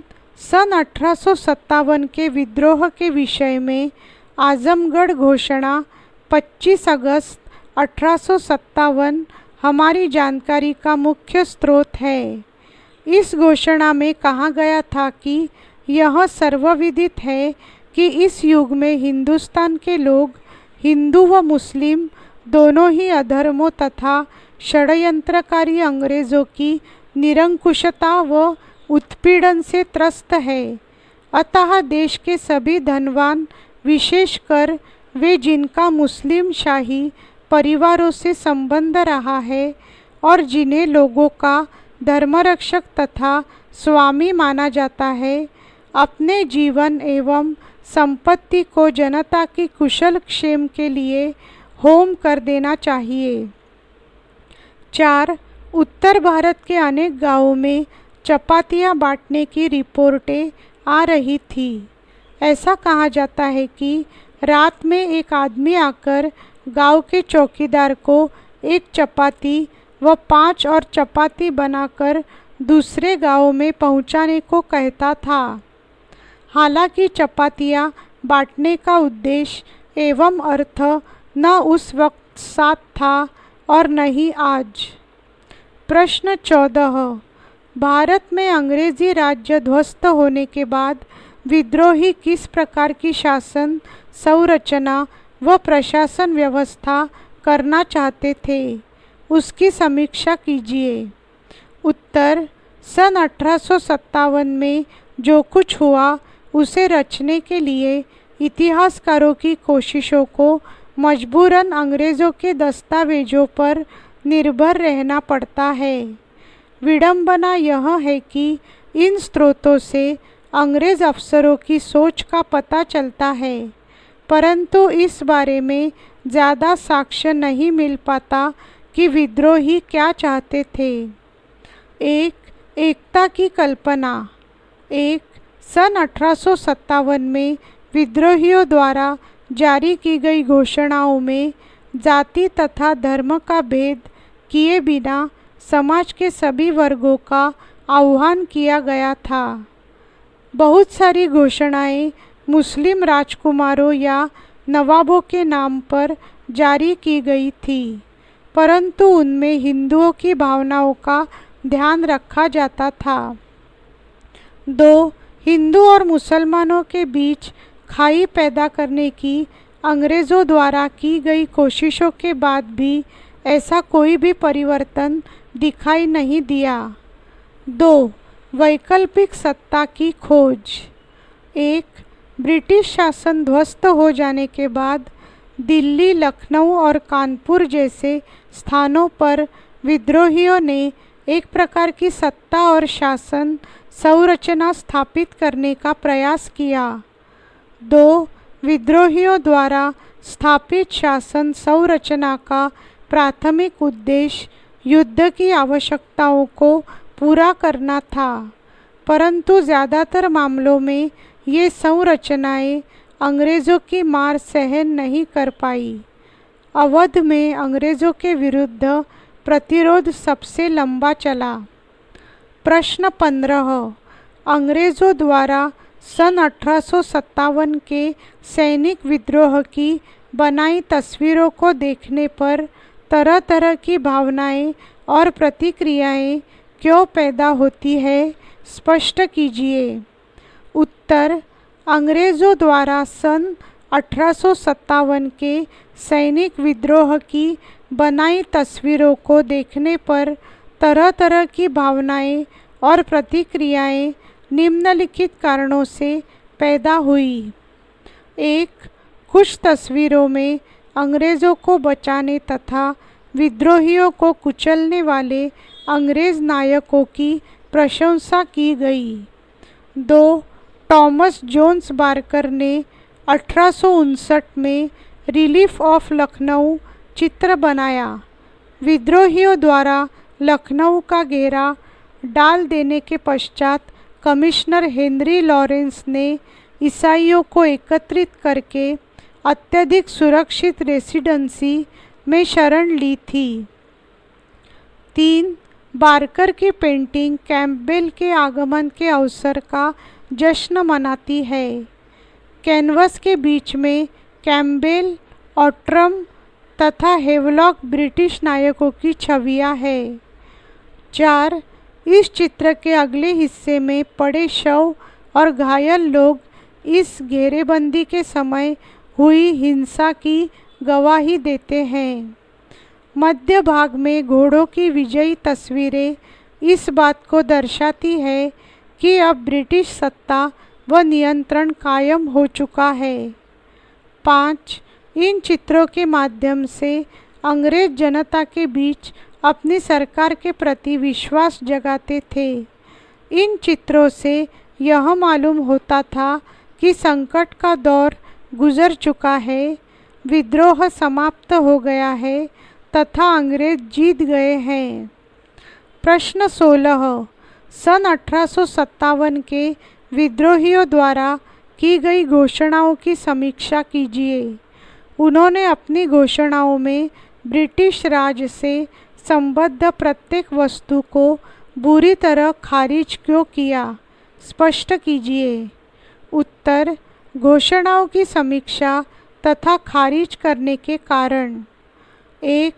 अंग्रेजी शासन ने दिसंबर 1857 में पश्चिमी उत्तर प्रदेश स्थित बरेली के हिंदुओं को मुसलमानों के विरुद्ध भड़काने के लिए 50,000 रुपये खर्च किए। उनकी यह कोशिश नाकामयाब रही। 2. विद्रोही उद्घोषणाएं इस व्यापक डर को व्यक्त करती थी कि अंग्रेज़ हिंदुओं व मुसलमानों की जाति और धर्म को नष्ट करने पर तुले हैं और वे लोगों को ईसाई बनाना चाहते हैं। 3. लोगों को इस बात का गुस्सा था कि ब्रिटिश भू राजस्व व्यवस्था में बड़े छोटे भूस्वामियों को ज़मीन से बेदखल कर दिया और विदेशी व्यापार ने दस्तकारों और बुनकरों को तबाह कर डाला था। विद्रोहियों द्वारा ब्रिटिश शासन के हर पहलू पर निशाना साधा जाता था। 4. बहुत सारे स्थानों पर अंग्रेज़ों के विरुद्ध विद्रोह उन समस्त ताकतों के शक्ल ले लेता था जिनको अंग्रेज़ों के हिमायती या जनता का उत्पीड़क समझा जाता था। प्रश्न 17. सरकारी ब्यूरोस में सन 1857 के विद्रोह को किस प्रकार प्रस्तुत किया गया है? स्पष्ट कीजिए। उत्तर: सन 1857 के विद्रोह के विषय में अनेक सरकारी दस्तावेज मिलते हैं। औपनिवेशिक प्रशासक और सैनिक अपने चिट्ठियों, डायरियों, आत्मकथाओं और सरकारी इतिहासों में अपने अपने ब्यौरे दर्ज कर गए हैं। असंख्य मेमो व नोट्स, परिस्थितियों के आकलन एवं विभिन्न रिपोर्टों से भी हमें सरकारी सोच और अंग्रेज़ों के बदलते रवैये की जानकारी मिलती है। आज इनमें से बहुत से दस्तावेजों को सैनिक विद्रोह के रिकॉर्ड्स पर केंद्रित खंडों में संकलित किया जा चुका है। ये दस्तावेज अंग्रेज़ अधिकारियों में व्याप्त भय और बेचैनी तथा विद्रोहियों के विषय में उनकी सोच की जानकारी देते हैं। ब्रिटिश अखबारों और पत्रिकाओं में सैनिक विद्रोहियों द्वारा की गई हिंसा को बड़े मार्मिक शब्दों में छापा जाता था। ऐसी कहानियाँ जनता की भावनाओं को भड़काती थी तथा बदला लेने की मांगों को हवा देती थी। प्रश्न 18. सन 1857 के विद्रोह के बाद भारत सरकार अधिनियम सन 1858 द्वारा भारत की प्रशासनिक व्यवस्था में किस प्रकार के बदलाव किए गए? उत्तर: सन 1858 के भारत सरकार अधिनियम द्वारा भारतीय प्रशासन का नियंत्रण कंपनी से छीनकर ब्रिटिश क्राउन को सौंप दिया गया। इंग्लैंड में इस अधिनियम द्वारा एक भारतीय राज्य सचिव का प्रावधान किया गया और उसकी सहायता के लिए एक 15 सदस्यों वाली सलाहकार परिषद गठित की गई। इस परिषद में 8 सदस्य सरकार द्वारा मनोनीत होने थे और शेष 7 कोर्ट ऑफ डायरेक्टर्स द्वारा चुने जाते थे। इस प्रकार पुराने डायरेक्टर्स भी भारत परिषद में नियुक्त हो गए। कोई नीतिगत परिवर्तन नहीं हुआ, बल्कि इस घोषणा में कंपनी की पुरानी नीतियों के अनुसरण का ही प्रस्ताव था। हालांकि 1858 की घोषणा से दोहरा नियंत्रण समाप्त हो गया और ब्रिटिश सरकार ही सीधे भारतीय मामलों के लिए उत्तरदायी हो गई। प्रश्न 19. सन 1857 के विद्रोह में नाना साहेब की भूमिका पर संक्षिप्त टिप्पणी लिखिए। उत्तर: नाना साहेब का वास्तविक नाम धोंडू पंडित था और वह अंतिम पेशवा बाजीराव द्वितीय के दत्तक पुत्र थे। विद्रोह के समय वह अपने परिवार के साथ बिठूर कानपुर में निर्वासित जीवन बिता रहे थे। उन्होंने कानपुर में विद्रोह का नेतृत्व किया और उन्हें तात्या टोपे का सक्रिय सहयोग प्राप्त था। लगातार पराजय का सामना करने के बाद वे नेपाल की ओर पलायन कर गए। उन्होंने अंग्रेज़ों के साथ कड़ा संघर्ष किया। उनका कहना था, जब तक मेरे शरीर में प्राण है, मेरे अंग्रेज़ों के बीच लड़ाई जारी रहेगी। चाहे मुझे मार दिया जाए या कैद कर लिया जाए अथवा फांसी दे दी जाए, मैं हर बात का जवाब तलवार से ही दूंगा। यहाँ पर यह ट्रैक समाप्त हो रहा है। पुस्तक का शेष भाग हम अगली ट्रैक पर सुनेंगे। Track 11D। इस ट्रैक में पन्ना नंबर 164 से पन्ना नंबर 167 तक अध्याय 11 का रिकॉर्डिंग किया गया है। दीर्घ उत्तरीय प्रश्न। प्रश्न 1, सन 1857 के विद्रोह का आरंभ किस प्रकार हुआ? इसने एक चौतरफा विद्रोह का रूप कैसे धारण किया? उत्तर, विद्रोह का आरंभ मेरठ छावनी। सन 1857 के जनविद्रोह का आरंभ 10 मई सन 1857 को दोपहर बाद मेरठ छावनी से हुआ। इसे भारतीय सैनिकों की पैदल सेना ने प्रारंभ किया था। जल्दी ही यह घुड़सवार सेना और शहर तक फैल गया। सिपाहियों से शहर और उसके आसपास के गांव के लोगों ने हाथ मिलाया। सिपाहियों ने शस्त्रागार पर अधिकार कर लिया, जहां हथियार और गोला बारूद रखे हुए थे। इसके पश्चात उन्होंने अंग्रेज़ों पर निशाना साधा और उनके बंगलों तथा सामानों को जलाना शुरू किया।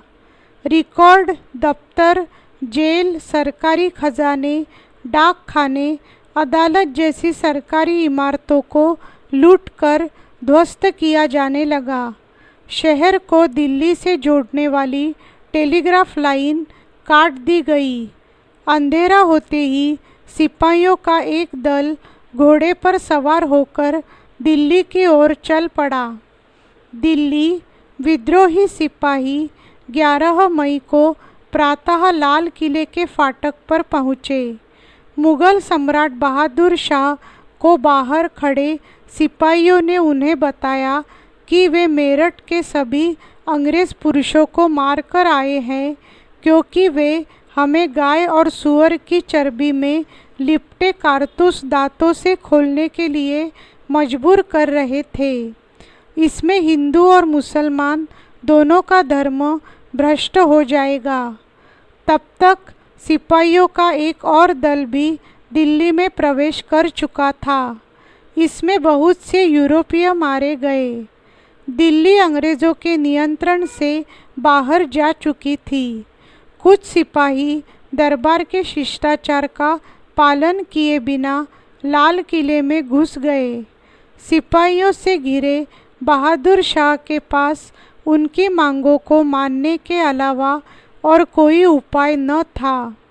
इस प्रकार विद्रोह ने एक वैधता प्राप्त कर ली, क्योंकि अब उसे मुगल बादशाह के नाम पर चलाया जा सकता था। 12 और 13 मई को उत्तर भारत में शांति रही, परंतु जैसे ही यह खबर फैली कि दिल्ली पर विद्रोहियों का अधिकार हो चुका है और बहादुर शाह ने विद्रोह को अपना समर्थन दे दिया है, स्थिति तेजी से बदलने लगी। गंगा घाटी तथा दिल्ली के पश्चिम की कुछ छावनियों में विद्रोह के स्वर तेज होने लगे। विद्रोह का विस्तार। सिपाहियों ने किसी न किसी विशेष संकेत के साथ अपनी कार्यवाही आरंभ की। अनेक स्थानों पर शाम के समय तोप का गोला दागा गया, तो कहीं बिगुल बजाकर विद्रोह का संकेत दिया गया। सबसे पहले विद्रोहियों ने शस्त्रागार पर अधिकार किया और सरकारी खजाने को लूटा। सभी लोगों को एकजुट होकर फिरंगियों का सफाया करने हेतु हिंदी, उर्दू और फारसी में अपीलें जारी की गई। इस विद्रोह में आम लोगों के शामिल हो जाने के साथ हमलों में विस्तार आता गया। लखनऊ, बरेली और कानपुर जैसे बड़े शहरों में साहूकार और धनी लोग भी विद्रोहियों के क्रोध का शिकार बनने लगे। किसान इनको न सिर्फ अपना उत्पीड़क बल्कि अंग्रेज़ों का पिट्ठू मानते थे। अधिकांश स्थानों पर अमीर लोगों के घर लूटकर ध्वस्त कर दिए गए। इन विद्रोह ने शीघ्र ही चौतरफा विद्रोह का रूप ले लिया। शासन की सत्ता की खुलेआम अवहेलना होने लगी। अवध, इस विद्रोह का सबसे भयंकर रूप अवध में देखने को मिला, जहाँ के नवाब को अंग्रेज़ों ने शासन से हटा दिया था। वहाँ विद्रोह का नेतृत्व नवाब के युवा पुत्र बिरजिस कद्र ने किया था। प्रश्न 2, सन 1857 के विद्रोह के विस्तार एवं प्रसार में अफवाहों तथा भविष्यवाणियों की क्या भूमिका रही? विस्तार से विवेचना कीजिए। उत्तर, सन 1857 के विद्रोह के दौरान लोगों को विद्रोह में भाग लेने के लिए तरह तरह की भविष्यवाणियों और अफवाहों के द्वारा भी संगठित किया गया। उदाहरण 1, मेरठ से दिल्ली आने वाले सिपाहियों ने बहादुर शाह को गाय और सूअर की चर्बी वाले कारतूस के विषय में बताया था। उनका कहना था कि यदि वे इन कारतूसों को मुंह से लगाएंगे तो उनकी जाति तथा धर्म दोनों भ्रष्ट हो जाएंगे। सिपाहियों का आशय एनफील्ड राइफल के उन कारतूसों से था जो हाल ही में उन्हें दिए गए थे। यह अफवाह उत्तर भारत की छावनियों में जंगल की आग की तरह फैल गई। 2, विद्रोह के आरंभ तक उत्तर भारत में सिर्फ यही अफवाह नहीं थी। यह अफवाह भी जोरों पर थी कि अंग्रेज सरकार ने हिंदुओं और मुसलमानों की जाति और धर्म को नष्ट करने एक भयानक षड्यंत्र किया। यह अफवाह फैलाने वालों का कहना था कि इसी उद्देश्य से अंग्रेज़ों ने बाज़ार में मिलने वाले आटे में गाय और सूअर की हड्डियों का चूरा मिला दिया है। अतः छावनियों तथा शहरों में सिपाहियों तथा आम लोगों ने आटे को छूने से मना कर दिया। चारों ओर यह संदेह और भय बना हुआ था कि अंग्रेज़ भारतीयों को ईसाई बनाना चाहते हैं। ब्रिटिश अफसरों ने लोगों को अपनी बात का भरोसा दिलाने का प्रयास किया, परंतु असफल रहे। 3, किसी बड़ी कार्यवाही के आह्वान की इस भविष्यवाणी से और बल मिला कि प्लासी की लड़ाई के 100 साल पूरे होते ही 23 जून 1857 को अंग्रेज राज समाप्त हो जाएगा। 4, उत्तर भारत के अनेक भागों से गांव-गांव में चपातियां बंटने की रिपोर्टें आ रही थी। ऐसा माना जाता है कि रात को एक आदमी गांव के चौकीदार को एक चपाती देता था तथा उसे 5 और चपातियां बनाकर अगले गांव में पहुंचाने का निर्देश देता था। चपातियां बांटने का अर्थ और उद्देश्य न तो उस समय स्पष्ट था और न ही आज स्पष्ट है, परंतु एक बात स्पष्ट रूप से कही जा सकती है कि लोग इसे किसी आने वाली उथल पुथल का संकेत मान रहे हैं। लोगों के अफवाहों में विश्वास करने के कारण यदि 1857 की अफवाहों को 1820 के दशक से अंग्रेज़ों द्वारा अपनाई जा रही नीतियों के संदर्भ में देखें तो उनका अर्थ सरलता से समझा जा सकता है।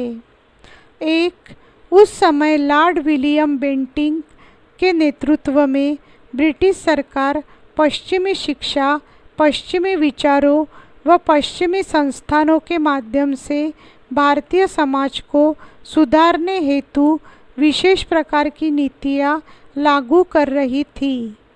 2.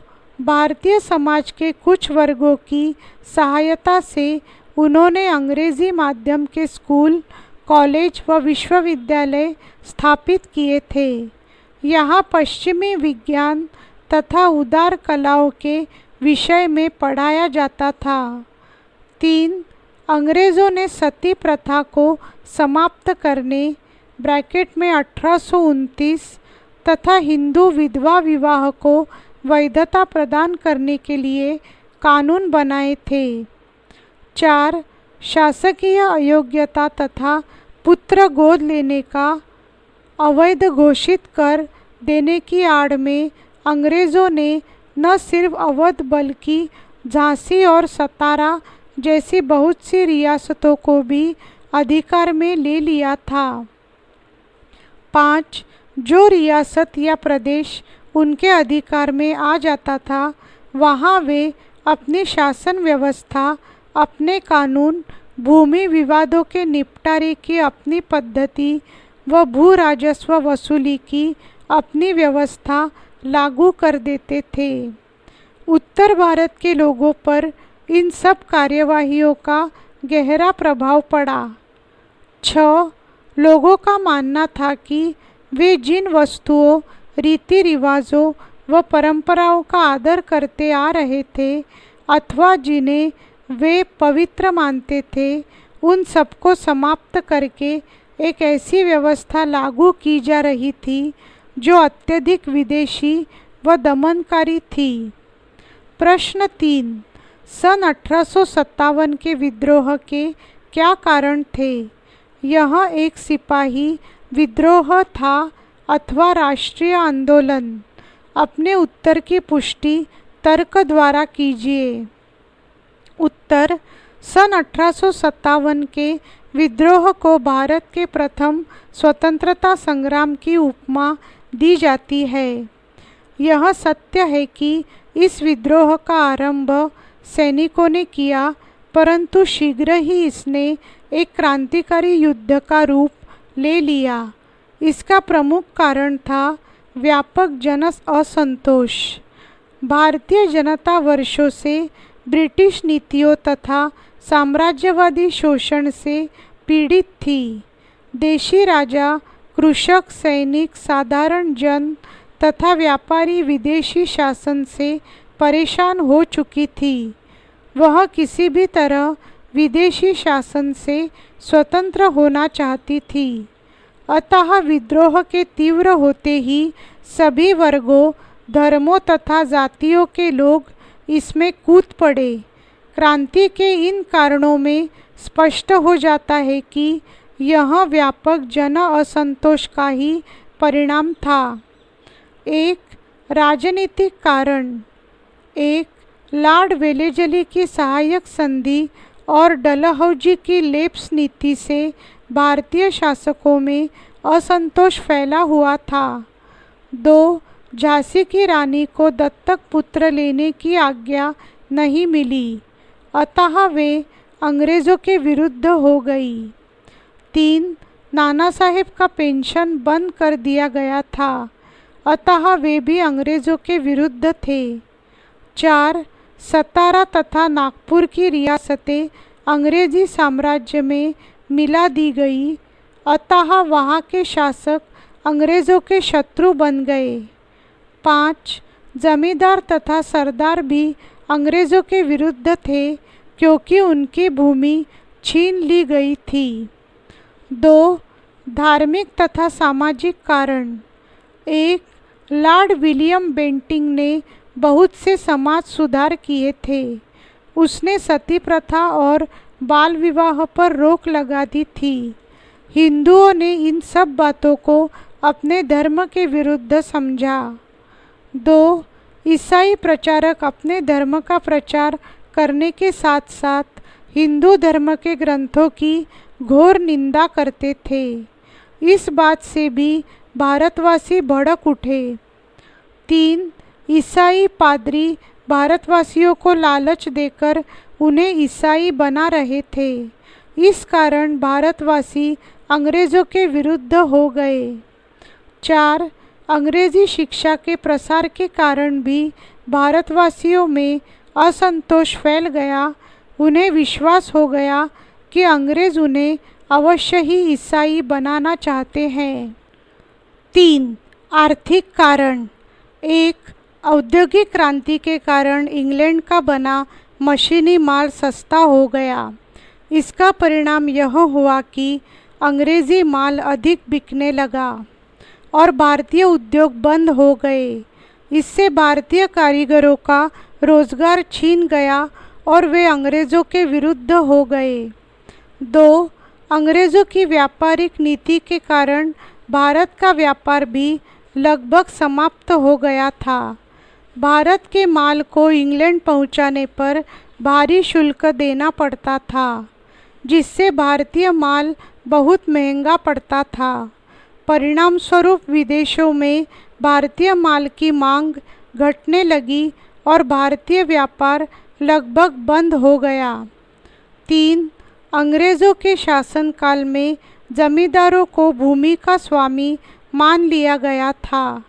वे एक निश्चित कर सरकारी खजाने में जमा कराते थे और किसानों से मनचाहा कर वसूल करते थे।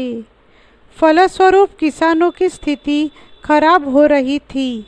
वे भी इस अत्याचार से मुक्ति पाना चाहते थे। 4. भारतीय जनता पर भारी कर लगा दिया गया था। कर इतना अधिक था कि लोगों को अपना जीवन चलाना भी मुश्किल लग रहा था। इससे तंग आकर तथा छुटकारा पाने के लिए लोगों ने विद्रोह का मार्ग अपनाया। 4. तात्कालिक कारण। इसमें सैनिकों को नए कारतूस उपयोग करने के लिए दिए गए थे। इन कारतूसों पर सूअर तथा गाय की चर्बी लगी हुई थी। अतः बैरकपुर छावनी के कुछ सैनिकों ने इनका उपयोग करने से मना कर दिया। मंगल पांडे नामक एक सैनिक ने क्रोध में आकर एक अंग्रेज अधिकारी की हत्या भी कर दी। इस आरोप में उसे फांसी की सज़ा दी गई। अन्य भारतीय सैनिक इस घटना से बहुत क्रोधित हो गए तथा उन्होंने अंग्रेज़ों के विरुद्ध विद्रोह कर दिया। प्रश्न 4. भारत में अंग्रेज़ी शासन के इतिहास में सन 1857 के विद्रोह ने एक युग की समाप्ति और दूसरे नए युग का आरंभ किया। इस कथन के पक्ष में उदाहरण देते हुए इस विप्लव के परिणाम बताइए। उत्तर: इस विद्रोह के प्रमुख परिणाम निम्नलिखित थे। 1. कंपनी का राज्य समाप्त होना। इंग्लैंड स्थित ब्रिटिश सरकार ने सन 1857 के विद्रोह की प्रबलता को देखते हुए कंपनी को भारत में शासन करके योग्य नहीं समझा। बोर्ड ऑफ डायरेक्टर्स और बोर्ड ऑफ कंट्रोल को भी समाप्त कर दिया गया। परिणाम स्वरूप कंपनी का शासन पूरी तरह से समाप्त हो गया। 2. भारतीयों को उच्च पद देना। भारत में अब भेदभाव अथवा पक्षपात की नीति छोड़कर पढ़े लिखे भारतीयों को उच्च पद पर नियुक्त किया जाने लगा, क्योंकि अंग्रेज़ों द्वारा पक्षपातपूर्ण नीति अपनाने से शिक्षित भारतीय बहुत नाराज़ हो गए थे। 3. वायसराय की नियुक्ति। अब यहाँ गवर्नर जनरल के स्थान पर वायसराय नियुक्त किए जाने लगे। 4. भारत सचिव की नियुक्ति। इंग्लैंड स्थित ब्रिटिश सरकार के अधीन संसद के निर्देशों के अनुसार ही अब भारत का शासन चलाया जाने लगा। भारत सचिव की नियुक्ति की गई, जिनकी सहायता के लिए 15 सदस्यों वाली एक समिति बनाई गई। 5. गोद प्रथा की अनुमति। ब्रिटिश सरकार ने अब भारतीय नरेशों को फिर से गोद प्रथा प्रारंभ करने की अनुमति दे दी, क्योंकि अधिकांश नरेश संतानहीन होने के कारण बच्चा गोद लेने के लिए विवश थे। इसी आधार पर वे अपने राज्य को हड़पा जाना स्वीकार नहीं कर सकते थे। 6. भारतीय नरेशों को आश्वासन। ब्रिटिश सरकार ब्रैकेट में या क्राउन या महारानी ने भारतीय नरेशों को आश्वस्त किया कि अब किसी भी कीमत पर उनके क्षेत्रों को नहीं हड़पा जाएगा। कंपनी द्वारा दी गई सुविधाएं भी पूर्व जैसी ही रहेंगी, उनमें किसी प्रकार का बदलाव नहीं किया जाएगा। 7. अंग्रेजी सेना के अनुपात में वृद्धि। भारत में अंग्रेजी सेना में अंग्रेज सैनिकों का अनुपात भारतीय सैनिकों की अपेक्षा बढ़ा दिया गया। अनेक लड़ाकू भारतीय जातियों को सेना में भर्ती करने का निर्णय लिया गया, जिससे भविष्य में अंग्रेज़ों को कोई भय न रहे। भारतीय तोपखाना भी अंग्रेज़ों के अधीन कर दिया गया। प्रश्न 5. सन 1857 के विद्रोह की प्रमुख उपलब्धियों का वर्णन कीजिए। उत्तर: सन 1857 के विद्रोह की प्रमुख उपलब्धियाँ। सन 1857 का प्रथम स्वतंत्रता संग्राम चाहे असफल रहा, परंतु इसकी अनेक उपलब्धियाँ तथा परिणाम बहुत ही महत्वपूर्ण थे। यह विद्रोह व्यर्थ भी नहीं गया। यह अपनी उपलब्धियों के कारण ही हमारे इतिहास की महत्वपूर्ण घटनाओं की श्रेणियों में आ सका। इस विद्रोह की प्रमुख उपलब्धियाँ अग्रलिखित हैं। 1. देशभक्ति की भावना प्रसार। इस संग्राम ने भारतीय जनता के मस्तिष्क पर वीरता, त्याग एवं देशभक्तिपूर्ण संघर्ष की एक ऐसी छाप छोड़ी कि वे अब प्रांतीयता एवं क्षेत्रीयता की संकीर्ण भावनाओं से उठकर धीरे धीरे राष्ट्र के विषय में एक सच्चे नागरिक की तरह सोचने लगे। विद्रोह के नायक संपूर्ण देश के लिए प्रेरणा के स्रोत एवं घर घर में चर्चित होने वाले नायक बन गए। यह इस आंदोलन की एक महान उपलब्धि थी। 2. धार्मिक हस्तक्षेप समाप्त कर दिया गया। सैद्धांतिक रूप से भारतीय प्रजा को पूर्ण धार्मिक स्वतंत्रता का विश्वास दिलाया गया, लेकिन व्यावहारिक रूप में हिंदू और मुसलमानों में धार्मिक घृणा व सांप्रदायिकता को बढ़ावा दिया गया। 3. हिंदू मुस्लिम एकता।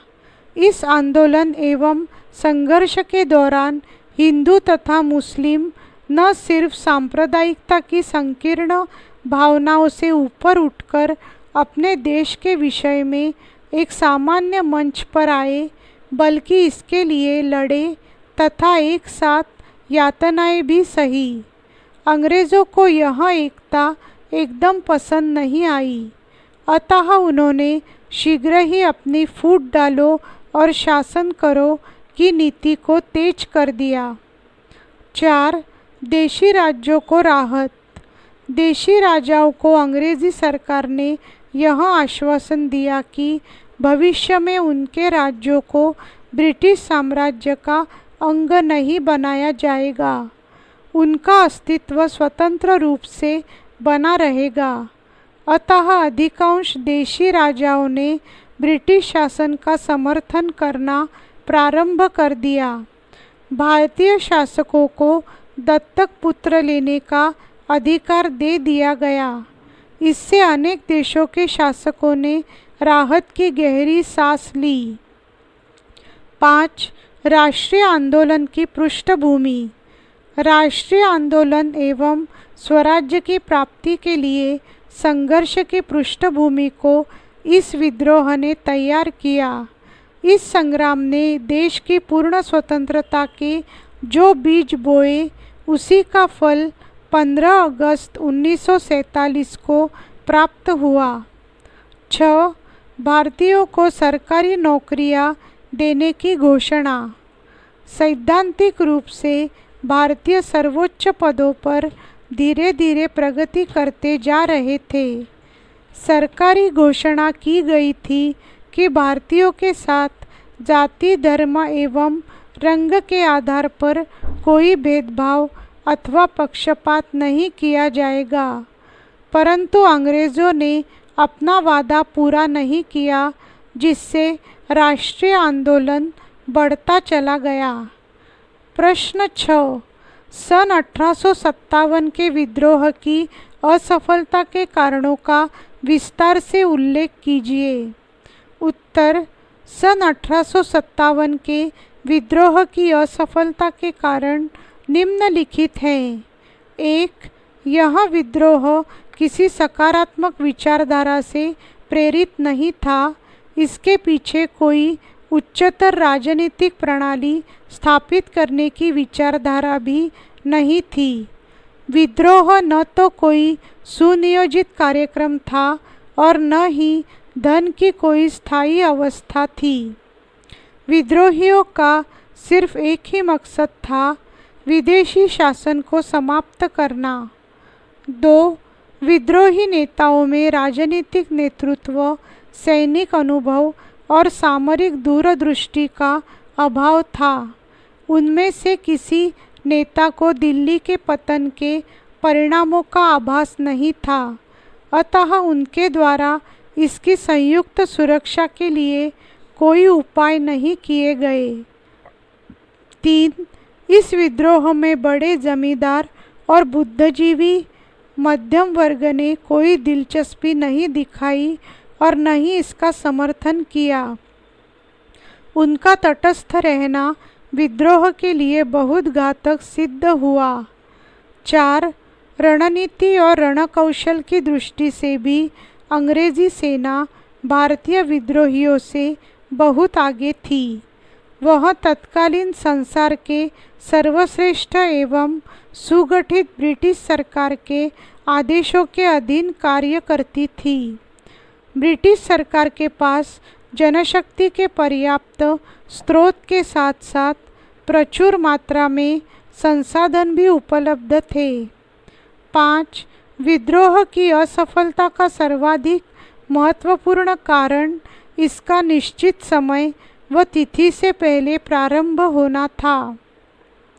विद्रोह की निर्धारित तिथि 31 मई थी, किंतु मंगल पांडे को दी जाने वाली फांसी के कारण यह 10 मई को ही प्रारंभ हो गई।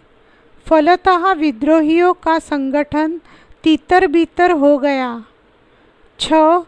विद्रोहियों में अनुशासन की कमी थी और उनकी निष्ठाएं स्थानीय शक्तियों के प्रति अधिक थी। बौद्धिक दृष्टि से वे अपने शत्रुओं की तुलना में कुछ भी नहीं थे।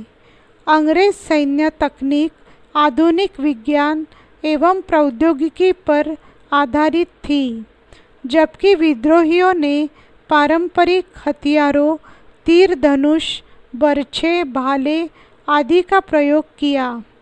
ऐसी स्थिति में विद्रोहियों की असफलता निश्चित थी। 7. अंग्रेज़ों ने रेल, डाक एवं तार, सड़क, टेलीग्राम जैसे परिवहन और नए संचार माध्यमों का यथासंभव प्रयोग किया, जिससे उन्हें अपनी योजनाओं को क्रियान्वित करने में बहुत सहायता मिली। विद्रोही संचार के इन साधनों से परिचित भी नहीं थे तथा वे संचार के नए साधनों के उपयोग में बहुत पीछे रहे। यहाँ पर यह ट्रैक समाप्त हो रहा है। पुस्तक का शेष भाग हम अगली ट्रैक पर सुनेंगे।